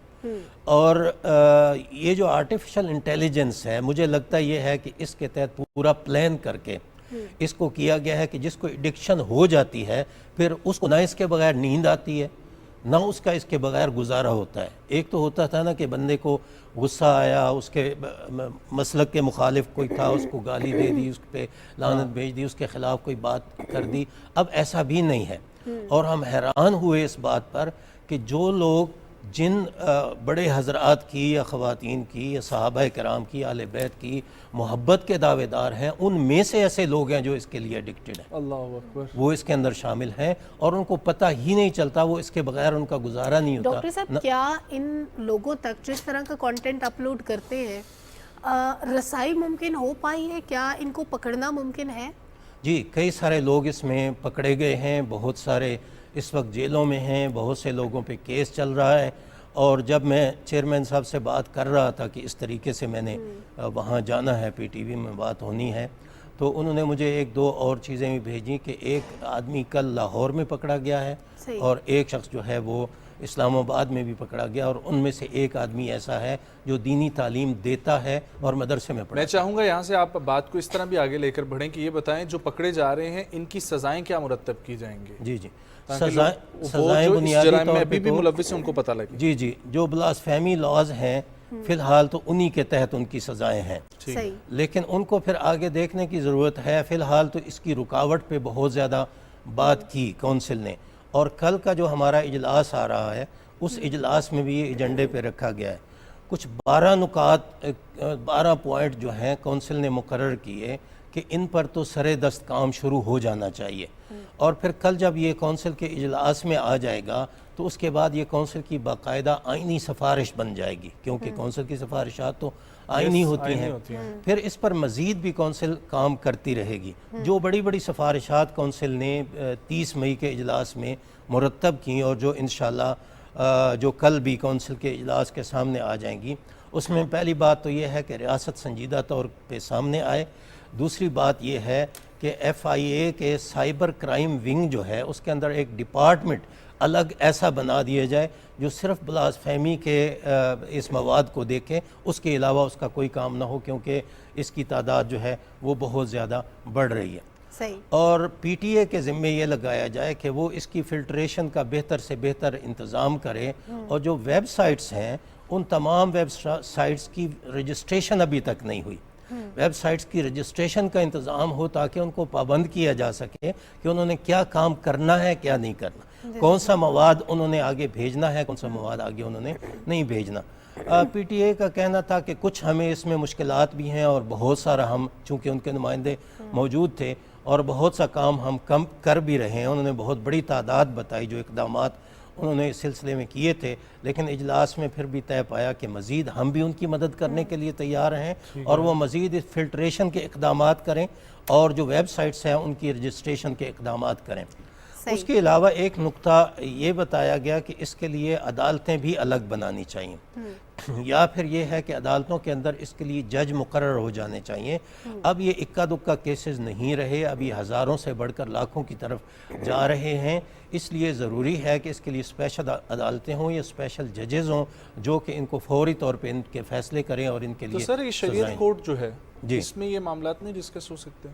शरीयत कोर्ट का काम केसेस को देखना नहीं है। अच्छा, शरीयत कोर्ट का काम है लॉज को देखना। अगर कोई कानून खिलाफ शरीयत बन जाता है तो उसके खिलाफ पटिशन शरीयत कोर्ट में होती है और शरीयत कोर्ट उसके बारे में बताती है। डॉक्टर साहब एक हम्बल सजेशन, ज़ाहिर है उलमा उस पर बेहतर फैसला कर सकते हैं या उस पर बेहतर नज़रसानी कर सकते हैं कि जिस तरह यूट्यूब में एक फिल्ट्रेशन का प्रोसेस है, कुछ अल्फाज ऐसे हैं कि अगर वो अल्फाज लिखे जाएँ तो चैनल बंद भी हो सकता है, स्ट्राइक भी आ सकती है। इस तरह पाकिस्तान में ऑपरेट होने वाली तमाम वेबसाइट्स के लिए या सोशल मीडिया के लिए वो अल्फाज जो गुस्ताखाना मवाद के ज़ुमरे में आते हैं उनको बैन कर दिया जाए। अगर ऐसा लफ्ज़ लिखा जाएगा तो वो चैनल या वेबसाइट या अकाउंट बंद हो जाएगा।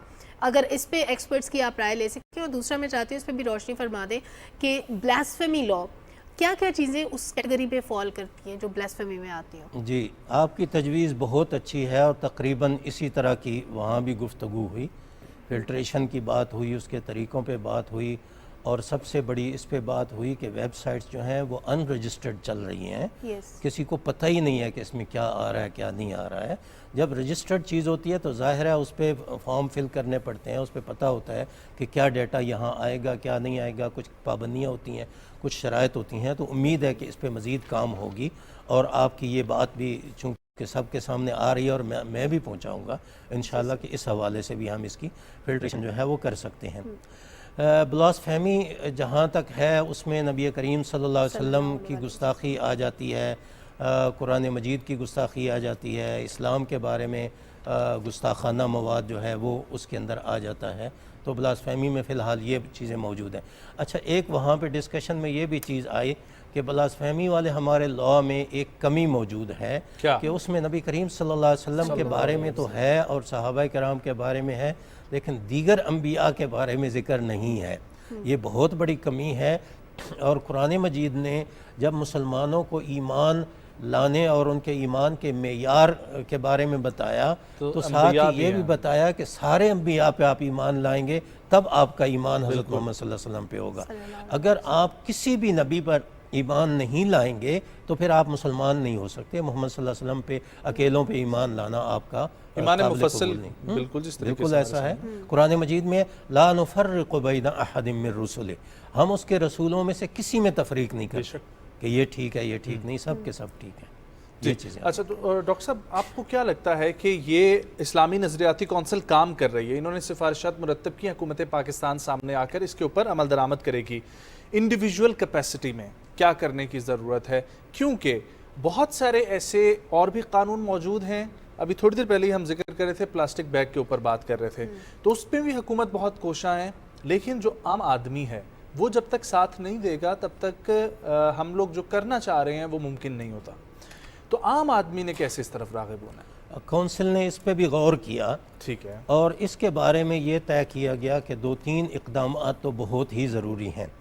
एक तो ये कि वालिदैन की तरबियत की जाए ताकि इसमें उनके लिए आगाही मुहिम चलाई जाए। पर की जाए? जी, इसलिए उनको ये सिखाया जाए कि बच्चों की वो मोबाइल फ़ोन्स वगैरह पे कुछ नज़र रखें, उनके कंप्यूटर्स पे नज़र रखें, वो कितनी देर कंप्यूटर इस्तेमाल करते हैं, किस किस के पास एंड्रॉयड मोबाइल है, वो किस तरीके से इस्तेमाल करते हैं।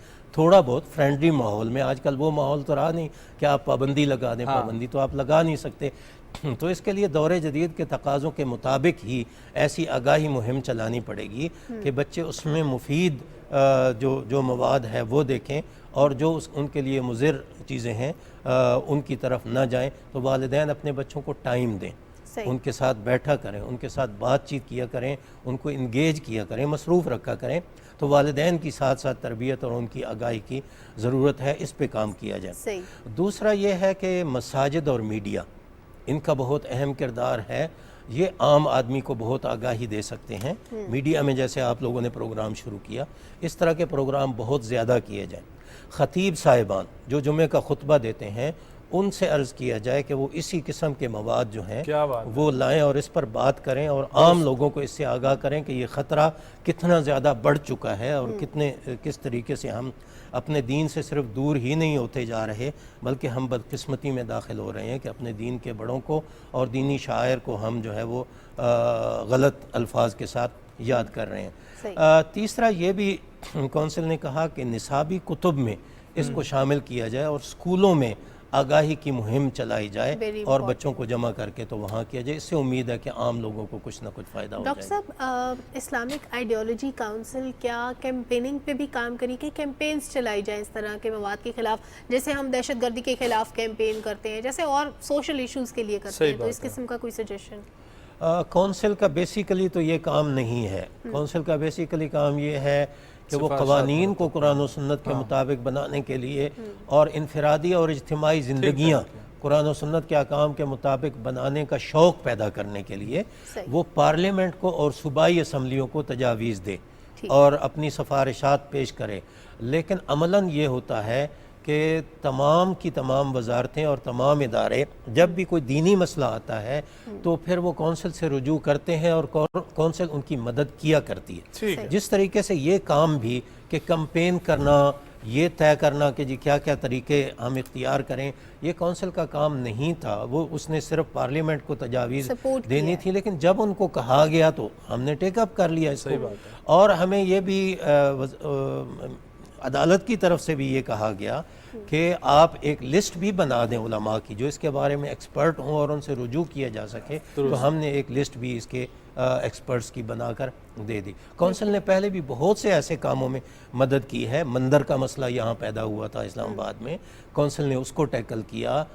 जो ब्लास्फेमी का मसला सियालकोट में हुआ था उसको कौंसिल ने टैकल किया। और भी बहुत सारे मसाइल ऐसे इश्यूज थे जो सुप्रीम कोर्ट तक पहुंचे हैं। कौंसिल मदद करती है, अगरचे बेसिकली कौंसिल का ये काम नहीं है। कौंसिल थिंक टैंक है, उसने रिसर्च वर्क करना होता है, उसने सोचना होता है कि तरीके क्या हो सकते हैं, लेकिन सपोर्ट करती है। बहुत अच्छा काम कर रहे हैं। बहुत शुक्रिया डॉक्टर साहब आपकी तशरीफ़ आवरी के लिए। बहुत अच्छा लगा आपसे गुफ्तगू करके। और हम जहाँ पर इस्लामी नज़रियाती कौंसिल के साथ चल सकें आप ज़रूर बताइएगा। हमारा प्लेटफॉर्म हाजिर है। एक ब्रेक शामिल करेंगे, वापस आएंगे, कंटिन्यू करेंगे प्रोग्राम को। हमारे साथ रहें।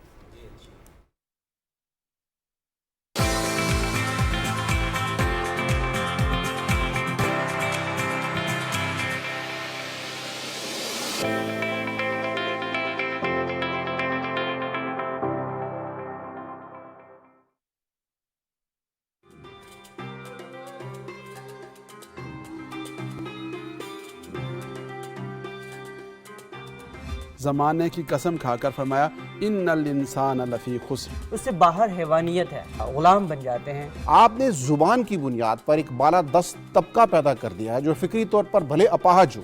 ये तसलसल है गुज़श्ता इन 70 सालों का। हम चूंकि मजहब का जिक्र कर रहे हैं तो इखलाक की कितनी example the.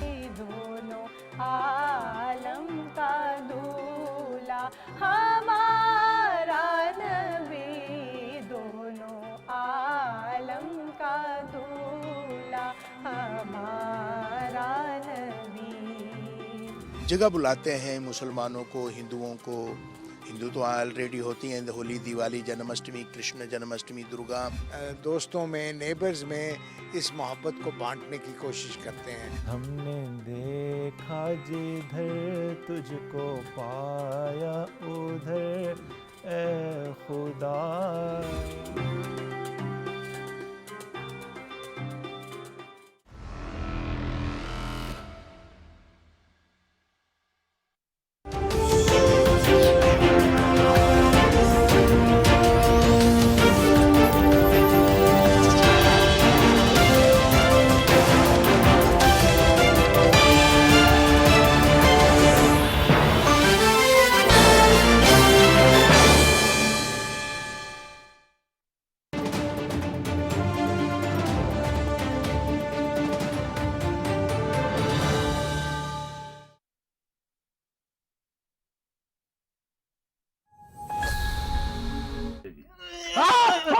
Please. Sorry, sir. Sorry, sir. 20 बाल क्राकरी छोटा पाटा क्वार्टर प्लेट, वो टक्कर मार के सारे क्रिएटिव आइडियाज तरम भरम कर दिया तुमने। सॉरी सर जी, मैं इकट्ठा कर देता हूँ जी।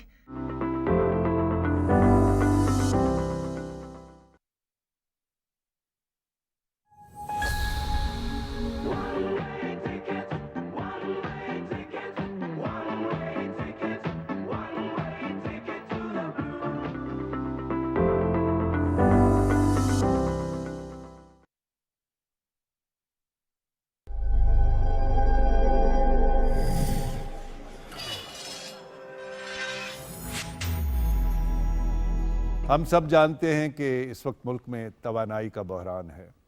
सो ये हमारा फ़र्ज़ है कि हम इसमें अपना हक़ अदा करें। और वो किस तरह कर सकते हैं? आप बचत अपनाएं, आप कफ़ायत शायरी को अपनाएं, और तवानाई जो है, चाहे वो पेट्रोल हो, चाहे बिजली हो, पानी हो, इसका कम से कम ज़िया करें और कम से कम इस्तेमाल करें।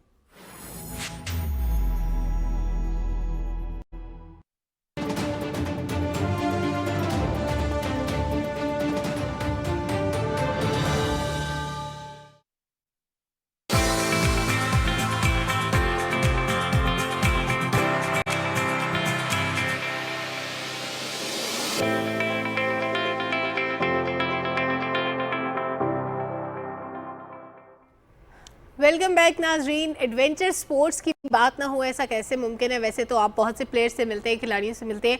एडवेंचर स्पोर्ट्स में दिलचस्पी रखने वाले लोग और वो लोग जो एडवेंचर स्पोर्ट्स का हिस्सा है, वो इसलिए भी इम्पोर्टेंट है कि भाई बड़ा दिल गुर्दे का काम है। क्लाइंबिंग की बात हो, स्कीइंग की बात हो, या फिर आप उसमें शामिल कर लें हाइकिंग को, कोई भी इस तरह की चीज़ हो, दीज आर टू डिफ़िकल्ट। और वो लोग जो इन सब चीज़ों में इन्वॉल्व होते हैं, इसका हिस्सा बनते हैं, उनको ज़ाहिर स्पेशल ट्रेनिंग की भी ज़रूरत होती है, उनका शौक भी होता है और उनके अंदर हमारे वाले डर भी नहीं होते जो ख़ास तौर पे मेरे अंदर है।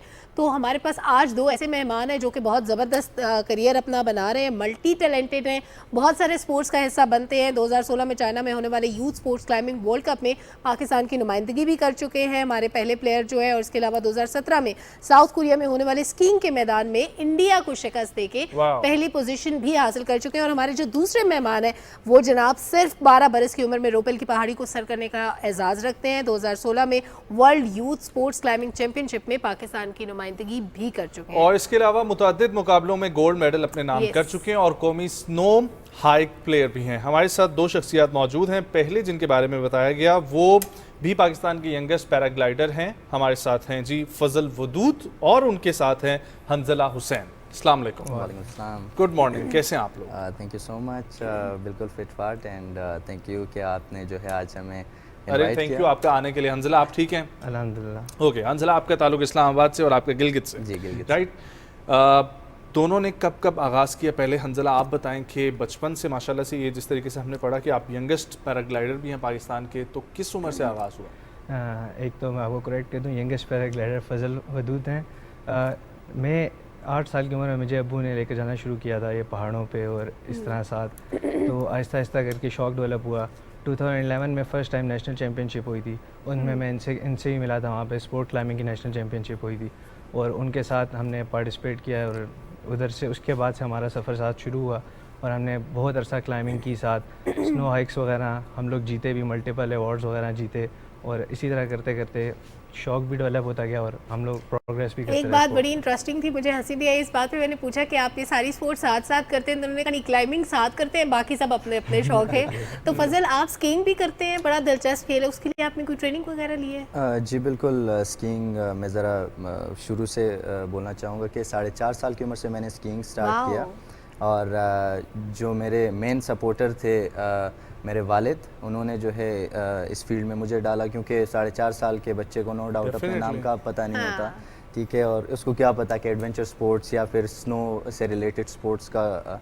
तो मेरे वालिद को इन चीज़ों का शौक़ था, तो वो तो उस टाइम में ना कर सके, लेकिन मुझे उस लाइन में डाल दिया और अल्हम्दुलिल्लाह मैंने जो है स्कीइंग में पाकिस्तान को रिप्रेजेंट किया और इसी तरह पैराग्लाइडिंग में भी जो है यंगेस्ट पैराग्लाइडर ऑफ पाकिस्तान का एजाज़ भी मुझे मिला लास्ट ईयर 2022 में। ISPR की तरफ से प्राइड ऑफ पाकिस्तान भी मुझे मिला, मेरी सर्विसेज स्पोर्ट्स सर्विसेज जो पाकिस्तान के लिए थी इसके लिए। वंडरफुल, बहुत खूब, बहुत खूब। तो हंजला, जब आपने स्टार्ट लिया था तो उसमें सबसे पहले क्या हाइकिंग क्लाइंबिंग शुरू की थी या क्या चीज़ शुरू की थी सबसे पहले? स्टार्ट हाइकिंग से शुरू किया था, हाइकिंग करते थे, फादर के साथ में जाता था। अल्पाइन क्लब हाइकिंग अरेंज करता था इस्लामाबाद में, मुख्तलिफ जगहों पे, कश्मीर में भी। तो हम लोग, मैं अपने अबू के साथ जाया करता था वहाँ पे। तो उन्हीं के अंडर फिर और भी जो स्पोर्ट्स थी, क्लाइंबिंग वगैरह, उनके साथ हमारा ताल्लुक़ एक बन गया। फिर उनके बाद साथ जाते रहे हम, तो इसी तरह करते करते आहिस्ता आहिस्ता शौक डेवलप हुआ। और जब फर्स्ट टाइम इंटरनेशनल कंपटीशन के लिए गए थे तो उसका क्या प्रोसेस था? यहाँ से क्लब से ज्वाइन किया था? अल्पाइन क्लब के थ्रू ही वो भी था, क्योंकि अल्पाइन क्लब नेशनल फेडरेशन है, स्पोर्ट्स बोर्ड की तरफ से हमें स्पॉन्सर था उसका। हमारे साथ ट्रेनिंग भी थी, क्योंकि उस वक्त ये गेम पाकिस्तान में बहुत ही इनिशियल स्टेज पे थी। तो हम लोग फर्स्ट पाकिस्तानी क्लाइंबर्स थे जो मतलब इस लेवल पे जा रहे थे। तो हमें उन्होंने एक ट्रेनिंग भी साथ अरेंज की, और साथ हमें स्पोर्ट्स बोर्ड ने और अल्पाइन क्लब ने मिलके हमें एक चांस दिया था उधर जाने का। Very nice, wonderful. अच्छा फजल, आप स्कीइंग करते हैं, नॉर्मली स्नो पे होती है, ग्रास स्कीइंग भी होती है? जी बिल्कुल, एक तो होती है स्नो स्कीइंग जिसको बेसिकली अल्पाइन स्कीइंग के नाम से, इसमें भी कैटेगरीज होती हैं, free skiing, snow skiing, long jump. ये जो ग्रास स्कीइंग है ये फर्स्ट टाइम पाकिस्तान में हिस्ट्री में 2021 को हुई थी। ज़्यादा एडवेंचरस क्या है दोनों में? इसमें ये जो ग्रास स्कीइंग है इसमें ये है कि ये आप समर्स में ग्रास पे कर सकते हैं, ग्रासिस जो स्लोप्स होते हैं, जैसे कि मालम जब्बा या गिलगित में नलतर हो गया। ग्रासिस स्नो के लिए क्या वो गैजेट्स वही यूज़ होते हैं? नहीं, इसके काफ़ी डिफरेंट होते हैं। जैसे कि आप टैंक के जो हम लोकल लैंग्वेज यूज़ करेंगे, टैंक के जो पट्टे टाइप के होते हैं, तो उसी तरह के जो ग्रास स्कीइंग है उसके लिए वो यूज़ होते हैं। और जो स्नो स्कीइंग है उसके लिए फ्लैट सरफेस होता है स्की पैड्स का, जैसे कि आप किसी फट्टे को या जो भी ऐसा है तो उसको लेने ऑब्वियसली बिल्कुल। तो इंजरी होने के चांसेस इसमें ज़्यादा लगते हैं मुझे, बहुत ज़्यादा, ग्रास ज़्यादा। ग्रास से विंटर में ज़्यादा है, स्कीइंग में ज़्यादा है जी, स्कीइंग में, स्नो स्कीइंग में जी, क्योंकि उसके अंदर स्पीड काफ़ी होती है आपकी, और जो पोल्स लगे होते हैं आपकी हल्की सी गलती जो है वो किसी भी तरफ आपको ले जा सकती है। ओके, सो अभी तक की आपकी जो इंटरनेशनल या नेशनल कंपटीशन में पूछूं तो सबसे जो है ना टफेस्ट आपके कंपटीशन कह लूँ या वैसे प्रैक्टिस सेशन में भी कौन सी पहाड़ी आपको मुश्किल लगती है, कौन सी स्लोप पे सबसे ज़्यादा प्रॉब्लम होती है? वेल, स्कीइंग के हवाले से जितना मैंने खेला हुआ है पाकिस्तान के अंदर भी, पाकिस्तान के अंदर तो हमारे पास जो है नलतर का slope one of the toughest, no doubt. Second पे मालम जब्बा का आता है। लेकिन इंटरनेशनली मैं जब साउथ कोरिया में गया, वहाँ पे डेल्टा स्लोप नामी एक स्लोप था जिस पे रेड लाइन लगी हुई थी। रेड लाइन का मतलब ये होता है कि इट्स अ मोस्ट डेंजरस, उस पर आइस होती है और उस पर स्की जो है वो सही से नहीं टिक पाती है। यानी आपको जो है एयर में ही टर्न्स करने होते हैं। आप जी एयर में टर्न करके आप नीचे दोबारा से उतरना जी है। मतलब हल्का सा आपको तकरीबन 40% या 30% आइस को टच करना होता है, बाकी थ्रू आउट आपकी जो मूवमेंट होती है वो हवा में ही होती है। और ये जो बच्चे स्केटिंग वगैरह करते हैं क्या ये भी स्कीइंग कर सकते हैं या नहीं? बिल्कुल, क्यों नहीं, क्योंकि बैलेंसिंग आपका अच्छा होना चाहिए। अब बैलेंस आ जाता है। अब तो विंटर स्पोर्ट्स फेडरेशन जो है उसने विंटर स्पोर्ट्स को इतना पाकिस्तान के अंदर डेवलप कर लिया है कि अब आपके पास सिर्फ स्कीइंग ही नहीं बल्कि और भी वैराइटीज़ हैं, जैसे कि आइस हॉकी हो गई, स्पीड स्केटिंग और इस तरह के मुख्तलिफ जितने आइस कर्लिंग हो गई, तो ये चीज़ें भी आहिस्ता आहिस्ता पाकिस्तान के अंदर। हम लोग आइस स्केटिंग पे भी आते हैं। हंजला इंडिया के साथ कंपटीशन कैसा रहा और क्या फिर उसके बाद जो है वो जिस तरीके से अप्रिसिएशन का सिलसिला होता है वो बहुत अच्छा होता है, लेकिन ये कंपटीशन कहाँ पर था और क्या राउंड्स थे, किस तरीके से चला? कंपटीशन हमारा था चाइना में, तो वहाँ पे बस जिस तरह गए और उसके बाद बस प्रैक्टिस थी और कुछ था इसी तरह करके हो गया बस। ठीक है, लेकिन आपने इंडिया को हरा दिया फाइनली। तो कोई बस उधर इंडिया के असल में इंडिया में भी उस वक्त स्पोर्ट्स नई थी और पाकिस्तान में भी नई थी, इतना डेवलप नहीं थी, तो उसकी वजह से भी एक चांस था बस। ठीक है, और आगे क्या प्लान है हंसला आपके? आगे प्लान फ़िलहाल ये है कि मैं अभी कोशिश कर रहा हूँ कि पाकिस्तान में कोचिंग का बहुत बड़ा गैप है, स्पोर्ट्स में कोचिंग का बहुत बड़ा गैप है। तो आपने बस क्या खुद खेलना छोड़ दिया? खुद मैं खेलूँगा साथ और साथ साथ कोचिंग की तरफ भी आऊँगा, क्योंकि जो नए एथलीट्स आ रहे हैं इनको कोचिंग की बहुत ज़्यादा ज़रूरत है। आप वैसे क्लाइंबिंग और हाइकिंग के अलावा और क्या क्या करते हैं? क्लाइंबिंग, हाइकिंग, ट्रैकिंग और नॉर्दर्न एरियाज़ में जाके इसी तरह एक्सप्लोरेशन वगैरह डिफरेंट ट्रेल्स और एक्सप्लोर अभी तक केटू वगैरह पे जाने का प्लान किया है कि नहीं? नहीं, माउंटेनियरिंग साइड पे नहीं अभी उधर तक नहीं? क्लाइंबिंग की तरफ। हाँ, सिर्फ क्लाइंबिंग। और क्लाइंबिंग के लिए आप ज़्यादातर नॉर्दर्न एरियाज़ में जाते हैं या ये जो एक वॉल क्लाइंबिंग होती है उस पर? वॉल क्लाइंबिंग भी यहाँ पे भी करते हैं। नॉर्दर्न एरियाज़ में स्कर्दू में रॉक क्लाइंबिंग भी की है, इस्लामाबाद में भी रॉक क्लाइंबिंग की है और गिलगित वगैरह में भी रॉक क्लाइंबिंग। रिसेंटली हमारे साथ 2 एथलीट्स मौजूद थे क्लाइंबिंग के हवाले से, तो उन्होंने अपनी स्टोरी शेयर की कि उनमें से एक ने अपना पूरा बॉडी वेट जो है वो 3 उंगलियों पर जो है वो डाला और उनमें से 2 के फ्रैक्चर आ गया। बिल्कुल। तो आपको भी इस किस्म की मुश्किलात फेस करने को आई हैं, क्योंकि माशाल्लाह से आप जो है वो सेहतमंद भी हैं और इसमें नो डाउट जो मुझे समझ जो उन्होंने भी बताया कि वेट की बहुत गेम होती है। बिल्कुल। तो उसमें मैनेज करना आपको प्रॉब्लमेटिक नहीं हुआ कभी भी? देखिए, जिस तरह वेट ज़्यादा होता है इंसान के मसल्स भी उसी हिसाब से होते हैं, फिर तो उसको फिर ट्रेन आप करते हैं तो फिर इसको मैनेज कर लेते हैं। डेफिनेटली, लेकिन थोड़ी सी स्पेशल ट्रेनिंग की ज़रूरत होती है। बिल्कुल, ये बात तो है, ट्रेनिंग ज़्यादा करनी पड़ती है हमें रिलेटिवली। और आपको वॉल क्लाइंबिंग का ज़्यादा नीश है आपकी या रॉक क्लाइंबिंग? दोनों बराबर ही हैं, लेकिन वॉल क्लाइंबिंग इस तरह इसलिए ज़्यादा की जाती है क्योंकि एक्सेसिबल वो ज़्यादा है। रॉक क्लाइंबिंग का इतना वो स्कोप नहीं है, क्योंकि रॉक क्लाइंबिंग जो होती है, स्पीड क्लाइंबिंग बिल्कुल वॉल क्लाइंबिंग का ही हिस्सा है।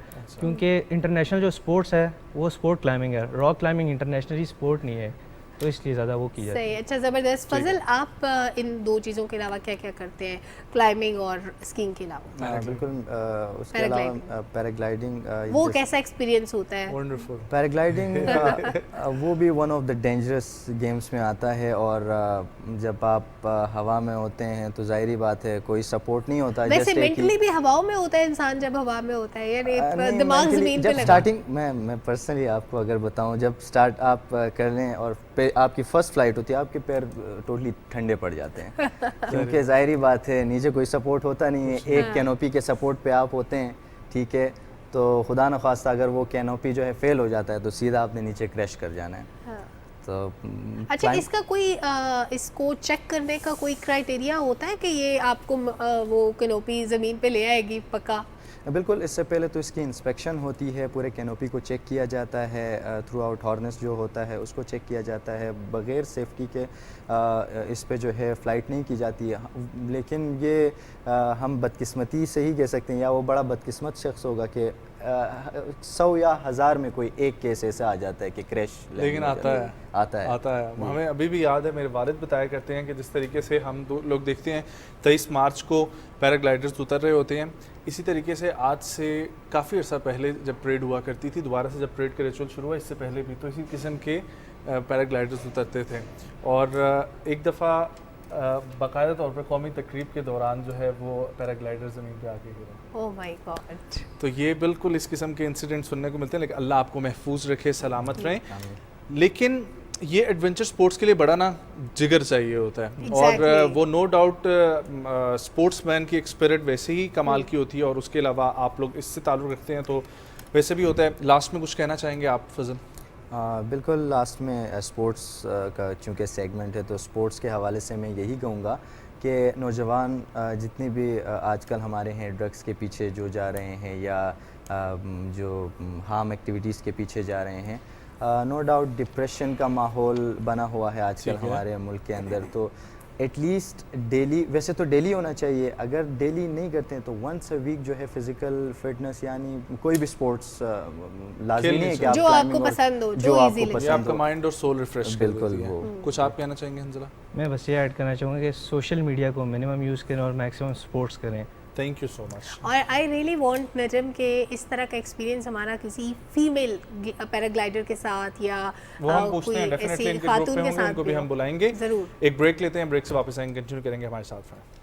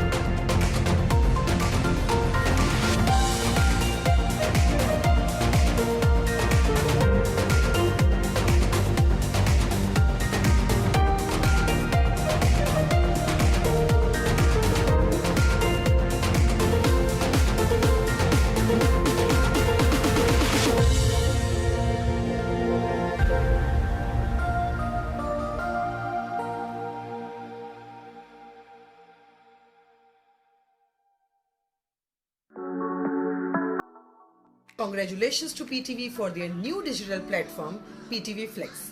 Good luck.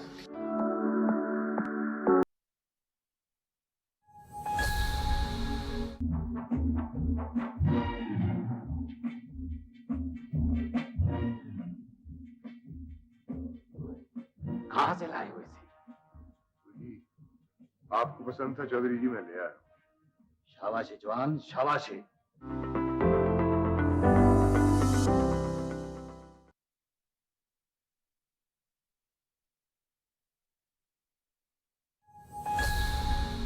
मैं तेरे संग कैसे चलूं सजना, होठों पे कभी उनके मेरा नाम आए।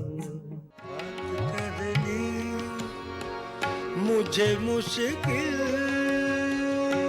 कभी ऐसे तो न थे, तेरा पैमान तेरा वो बातें तेरी।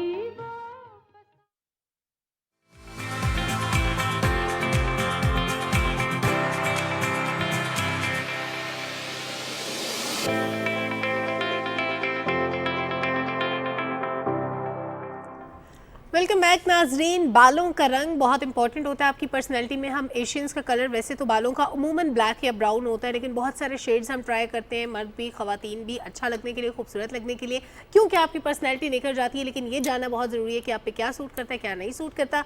यही बताने लगे हैं आज के इस सेगमेंट में हम। बिल्कुल जी, और हमारे साथ मौजूद हैं हेयर कलर एक्सपर्ट कहा जाए तो वो बिल्कुल राइट होगा। हमारे साथ हैं अदीबा उरूज साहिबा। अस्सलाम वालेकुम, good morning, thank you for coming. Thank you. कैसी हैं आप? ठीक हैं, अल्हम्दुलिल्लाह। Thank you for coming. So here colour जिस तरीके से इन्होंने कहा कि ब्राउन एंड ब्लैक है जी, तो हम लोगों को क्यों ये अपने बालों का कलर पसंद नहीं है, इसलिए हम लोग करवाना चाहते हैं, या क्या वजह? मोस्टली ये होता है कि क्योंकि आजकल ट्रेंड बन गया है, क्योंकि कलर जिसके बालों में ना हो तो मोस्टली लोग कहते हैं कि इसको फैशन का पता नहीं है। तो सबसे पहली बात कि हमारे एशियन स्टोन्स की स्किन के लिए थोड़ा सा अगर हम थोड़ा कलर ऐड करते हैं तो ज़्यादा ग्रेसफुल लगता है। Yes. Agree. अच्छा, हमें नॉर्मली वीटिश कॉम्प्लेक्शन होता है हमारा। वीटिश कॉम्प्लेक्शन पे कौन कौन से शेड्स की तरफ जा सकते हैं? थोड़ी वार्म टोन्स अच्छी लगती हैं वीटिश कॉम्प्लेक्शन के लिए, जैसे कि थोड़ा रेड को भी कह सकते हैं, तो ब्राउन्स की भी कह सकते हैं। मोस्टली ये है कि पाकिस्तानियों को ब्राउन कभी भी नज़र नहीं आता अपने बालों में। मोस्टली ये कहते हैं कि ब्लॉन्ड थोड़ा प्रोमिनेंट कलर हो, ब्लॉन्ड हो। बहुत सारी खवातीन मैंने देखे कलर कराती हैं, कुछ भी सिलेक्ट कर ले, वो एट द एंड एक ऑरेंज सा पीला सा कलर निकल आता है। ऑब्वियसली, क्योंकि आजकल ना ट्रेंड है ये। अगर ब्राउन किसी ने किया हुआ है तो कोई जितनी देर जज नहीं करेगा कि इसने कलर किया हुआ, तो लोगों को ये होता है कि ब्लॉन्ड जब तक नहीं होगा सर पे तो वो किसी को नजर नहीं आएगा। नजर तो आए, तो ऑब्वियसली इतने पैसे लगाए हैं तो वो नजर तो आए। ठीक है। वैसे ये ब्लॉन्ड सबसे ज्यादा प्रोमिनेंट है। हमारा कौमी कलर अगर कोई बनेगा ना तो ये ब्लॉन्ड बनता होगा, जो खुद हम करवाना चाहेंगे। तो उसकी क्या वजह? ये बहुत अच्छा लगता है, ऑब्वियसली अच्छा लगता है, प्रोमिनेंट होता है, और ये है कि जब आप मेकअप वगैरह करते हो तो मेकअप के साथ ज़्यादा इन्हांस होता है, ज़्यादा अच्छा जो कलर हम बालों में कराते हैं उसका हमारे पहने हुए कलर के साथ कितना ताल्लुक होता है? वो हमारे बालों के कलर को कितना बिगाड़ या उठा सकता है? ऑब्वियसली आपकी पर्सनालिटी पे डिपेंड करता है। अब आपकी पर्सनालिटी ऐसी नहीं है और अगर आप ब्लॉन्ड कर रहे हो तो ऑब्वियसली वो आपके ना तो पहनना हुए कपड़े अच्छे लगेंगे, ना तो वो कलर अच्छा लगेगा। कौन सी पर्सनैलिटी पे ब्लॉन्ड अच्छा नहीं लगता? ऑब्वियसली अगर किसी का कम्प्लेक्शन विटिश है या डार्क है तो उसको अगर मैं ब्लॉन्ड कर दूंगी तो वो कभी भी अच्छा नहीं कुछ लोग ऐसे कलर्स करा लेते हैं, वो कहते हैं कि अगर हम मेकअप करेंगे ना तो ये फिर अच्छा लगेगा। मेकअप के बगैर भी तो आपने दिखता है लोगों को। ऑब्वियसली, लेकिन ये है कि लोगों को ये होता है कि यार मैं मेकअप कर लूंगी तो मैं अच्छी लगूंगी। लेकिन ये लोग नहीं सोचते कि यार आप मेकअप नहीं करोगे तो भी अच्छा तो लगना चाहिए ना। अदीबा, कलर कराते हुए बालों को किस बात को सामने रखना चाहिए? कलर कराने से पहले किन बातों की लिस्ट बना लेनी चाहिए कि ये रीजंस है इसलिए मैं ये कलर कराने लगा? सबसे पहली बात कि आपको ये सोचना चाहिए कि आपके ऊपर सूट क्या कर रहा है। दूसरी बात ये कि आपको ये भी सोचना चाहिए कि आपके बाल डैमेज कहाँ पे हो रहे हैं। ठीक है। अब मोस्टली ये होता है कि लोग, अब मेरे पास ऐसे ऐसे क्लाइंट्स भी आते हैं कि आप मुझे ग्रे कर दें, बेशक डैमेज हो रहा है, होने दें। बेशक डैमेज हो रहा है, तो डैमेज होता ही क्यों है? डैमेज ऑब्वियसली केमिकल्स होते हैं, क्योंकि जब आप हाई केमिकल्स लगाते हैं तो वो ग्रे करने के लिए या ब्लॉन्ड करने के लिए आपको हाई केमिकल लगाने पड़ते हैं, क्योंकि एशियन पिगमेंट इतना ज़्यादा स्ट्रॉन्ग होता है, वो किसी नॉर्मल कलर से या नॉर्मल केमिकल से नहीं आता। एक बार कट डाउन से जो बाल डैमेज हो गए, क्या वो रिपेयरेबल होते हैं? ऑब्वियसली इतना होते हैं, लेकिन आपको टाइम लगता है। ऑब्वियसली कोई भी चीज़ है, वो स्किन है, कुछ भी है, उसके लिए डैमेज कुछ भी हो, उसको आपको टाइम लगता है, उसको आपको सिटिंग्स लेनी पड़ती हैं, आपको ट्रीटमेंट्स लेने पड़ते हैं, आपको बहुत सारी केयर करनी पड़ती है। आपके पास सबसे ज़्यादा आजकल डिमांड में क्या चीज़ आती है? लोग क्या लेकर आते हैं डिमांड आपके आजकल तो मोस्टली ये है कि लोगों को ये होता है कि मेरे बालों में शाइन आए, मेरे बाल ग्लॉसी लगने चाहिए, कलर भी मुझे ग्रे चाहिए, मुझे ब्लॉन्ड चाहिए। अच्छा, grey is very trendy these days, इसकी क्या रीजन है? ये है कि लोगों को ये होता है कि क्योंकि एशियन पिगमेंट पे बहुत येलो बहुत जल्दी आ जाता है, क्योंकि पिगमेंट जो होते हैं ना वो बहुत रेड होते हैं, तो उसमें ये होता है लोगों को कि यार मुझे येलो एंड ब्रास नहीं चाहिए, तो ब्रास ना आने के लिए लोग कहते हैं कि अगर ग्रे कराएंगे तो वो लॉन्ग टाइम स्टे करेगा, बट ऐसा नहीं होता, क्योंकि एशियन पिगमेंट ऐसे होते हैं कि वो वापस आता ही आता है। ठीक है। अच्छा, अगर किसी के नेचुरली बाल ग्रे हो रहे हैं, एजिंग साइंस है या फॉर व्हाटएवर रीजन, उसको किन कलर ऑप्शंस की तरफ जाना चाहिए कि रोज रूट टच ना करें? ऑब्वियसली उसको मैं ग्रे ही सजेस्ट करूंगी, क्योंकि ऑब्वियसली अगर ग्रे करेंगे तो फिर ग्रे ही आएंगे। अगर ग्रे करेंगे तो ऑब्वियसली वो इसके अंदर ब्लेंड हो जाएगा, वो थोड़ा टाइम चल जाएगा, उनका ये होगा कि वो आपकी रूट्स इतनी ज़्यादा प्रोमिनेंट नहीं होंगे। अच्छा, मुझे ये बताएं कि रेड, ब्लू और ग्रीन ये कलर्स बहुत ज़्यादा कॉमन चल रहे हैं स्ट्रिक्स में या इस तरीके से आ रहे हैं बहुत ज़्यादा, अब मैं देखता हूँ, तो ये आपके पास डिमांड है इन चीज़ों की? ज़्यादा ऑब्वियसली डिमांड होती है, बट और वो भी एक खास क्लास फैक्टर है। ऑब्वियसली उसमें ये होता है कि हर कोई नहीं करता, क्योंकि बहुत सारे जो लोग हैं वो इन कलर को पसंद नहीं करते, बहुत सारे लोग हैं इनको पसंद भी करते हैं, क्योंकि काफ़ी फंकी कलर्स होते हैं। तो पाकिस्तान में ये चीज़ें बहुत थोड़ी कम चलती हैं, लेकिन बाहर की कंट्रीज में की एज के लड़कों को वैसे ज़्यादा शौक होता है सॉल्ट एंड पेपर लुक का, वो ही ग्रे और ब्लैक। हाँ, बहुत ज़्यादा लोग आजकल। इसके अलावा भी कलर ऑप्शंस में लड़के जाते हैं? ब्राउन्स, लेकिन ज़्यादातर लोगों को, लड़कों को यही पसंद होता है कि ग्रे आए और इस तरह के कलर्स आए। मतलब ये क्या मैच्योर लगते हैं या डिसेंट लगते हैं, कम उम्र लगते हैं? मुझे तो नहीं अच्छा लगता, लड़कों पे तो कभी भी ग्रे वगैरह इस तरह की टोन्स अच्छी नहीं लगती। लेकिन जहाँ तक आपने बात की ना बहुत ज़्यादा फंकी, तो जिस तरीके से अब जेंजी कल्चर चल रहा है ना, तो जेंजी के ये जितने भी मैं देख रहा हूँ जेंजी कल्चर के फीमेल्स, वो इन कलर्स को प्रेफर कर रही हैं, ग्रीन, रेड, और इसी तरीके से मेल में जो है ना वो ये रफ कट के साथ ऐश हेयर जो है वो पसंद कर रहे हैं। और आपने क्या इसके अलावा, अच्छा आप कुछ कहने लगी थी, कुछ रीज़न आपके नज़दीक कुछ है इस हवाले से? मैं कुछ कहने लगी थी। तो मुझे ये बताएं कि जिस तरीके से अब कलर का ये सारा सीन चल रहा है, क्या घर पे कोई कलर करना चाहे तो वो आप रिकमेंड करती हैं इस चीज़ को? आप कर सकते हो। मोस्टली ये होता है कि लोग मोस्टली ये होता है कि लोग बॉक्स लेके मार्केट से वो ले लेते हैं, लगा लेते हैं, तो वो कभी भी नहीं लगाना चाहिए, क्योंकि उसके बाद आप कोई ऐसा अगर प्रोफेशनल कलर करना चाहते हो तो वो कभी भी पॉसिबल नहीं होता। अगर घर पे दूसरा कलर कर भी ले तो वो तो उसका रंग निकलता है, लाइक कुछ फ्रूट कलर्स होते हैं, यस, वो हर वॉश पे निकलता है, वो हर जगह ड्रॉप्स गिरते हैं कलर के, क्योंकि वो कलर जो होते हैं ना, वो शैम्पू कलर्स होते हैं, वो इतना टाइम ना तो स्टे करते हैं और ना ही उसकी वो लुक आती है। तो ऑप्शन क्या है, अगर डब्बे वाला कलर भी ना करे और वो निकलने वाला, उसके लिए प्रोफेशनल डाई आप यूज़ करें, क्योंकि जब डाई निकल रहा होता है ना तो वो फैशन कलर होता है, इसलिए जो स्टे करते हैं ना वो प्रोफेशनल कलर, मतलब जैसे ब्राउन हो गया, ऐश हो गया, ये इतना जल्दी वॉश आउट नहीं होते। लेकिन अगर आप रेड कर रहे हो या इस तरह की टोन्स कर रहे हो तो वो वॉश आउट होती है। बंदे को कलर कराने के बाद अगला कलर कितने अरसे बाद कराना चाहिए? कट डाउन तकरीबन मैक्सिमम मैं 6 मंथ का गैप अपने क्लाइंट्स को बोलती हूँ कि 6 मंथ का गैप दें। आपने अपनी फील्ड में जो कुछ नोट किया हो एंड एनीथिंग स्पेसिफिकली आप जिसके बारे में बात करना चाहते हो? मैं यही मतलब बोलूँगी कि अक्सर क्या होता है कि आप कलर वगैरह, मोस्टली लोग कहते हैं कि कलर कर लिया तो उसकी केयर नहीं होती। अब अगर आप 50,000 40,000 अगर आप लगा रहे हो तो उसके लिए ये होता है, मोस्टली लोग कहते हैं कि अगर मैंने इतने पैसे लगा दिए हैं तो मज़ीद इसके बाद मैं पैसे ना लगाऊं। तो सबसे पहली बात कि अगर आप कलर कर रहे हैं तो उसके बाद आपको उसी चीज़ को केयर भी करनी चाहिए। मतलब आप कलर कर रहे हो तो उसके लिए आपको शैम्पू, मास्क और इन चीज़ों का बहुत ज़्यादा ख्याल करना चाहिए। क्या हर तरह के बालों पे हर तरह का कलर हो सकता है?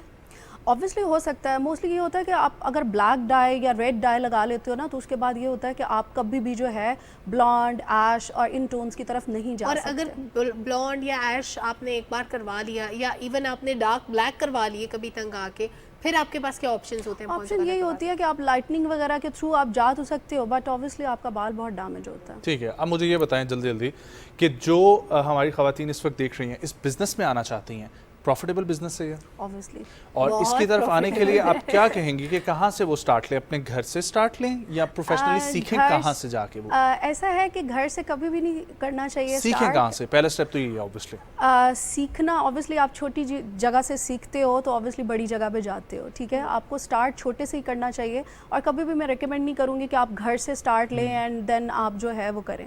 लेकिन ये है कि घर से स्टार्ट लेने का मेरा जो मकसद था वो ये था कि सास को पकड़ें, अगर सास करना चाहती हो बहू को पकड़ें, अपनी नंद को पकड़ें, भाभी को पकड़ें, ऐसे ही होता है, क्योंकि मोस्टली ये होता है हस्बैंड को तो खैर नहीं पकड़ सकते तो ये है कि मोस्टली ये होता है कि आप घर में ऑब्वियसली आप किसी पे भी मतलब अगर प्रैक्टिस करना चाहते हो, कुछ भी करना चाहते हो तो आप घर से ही स्टार्ट लेते हो। Wonderful, thank you so much Adiba for coming. बहुत अच्छा लगा आपसे बात करके। Wish you best of luck. ख़वातीन हज़रात, उम्मीद करते हैं प्रोग्राम पसंद आया होगा। अगर पसंद आया तो फीडबैक ज़रूर दें। तमाम सोशल हैंडल्स पे आप लोग जाकर प्रोग्राम को दोबारा भी देख सकते हैं। मुझे, सलमा को, सुबह पाकिस्तान की पूरी टीम को दीजिए इजाज़त। इंशाल्लाह आप लोग से मुलाकात होगी कल। बहुत सारा ख्याल रखें। अल्लाह हाफ़िज़।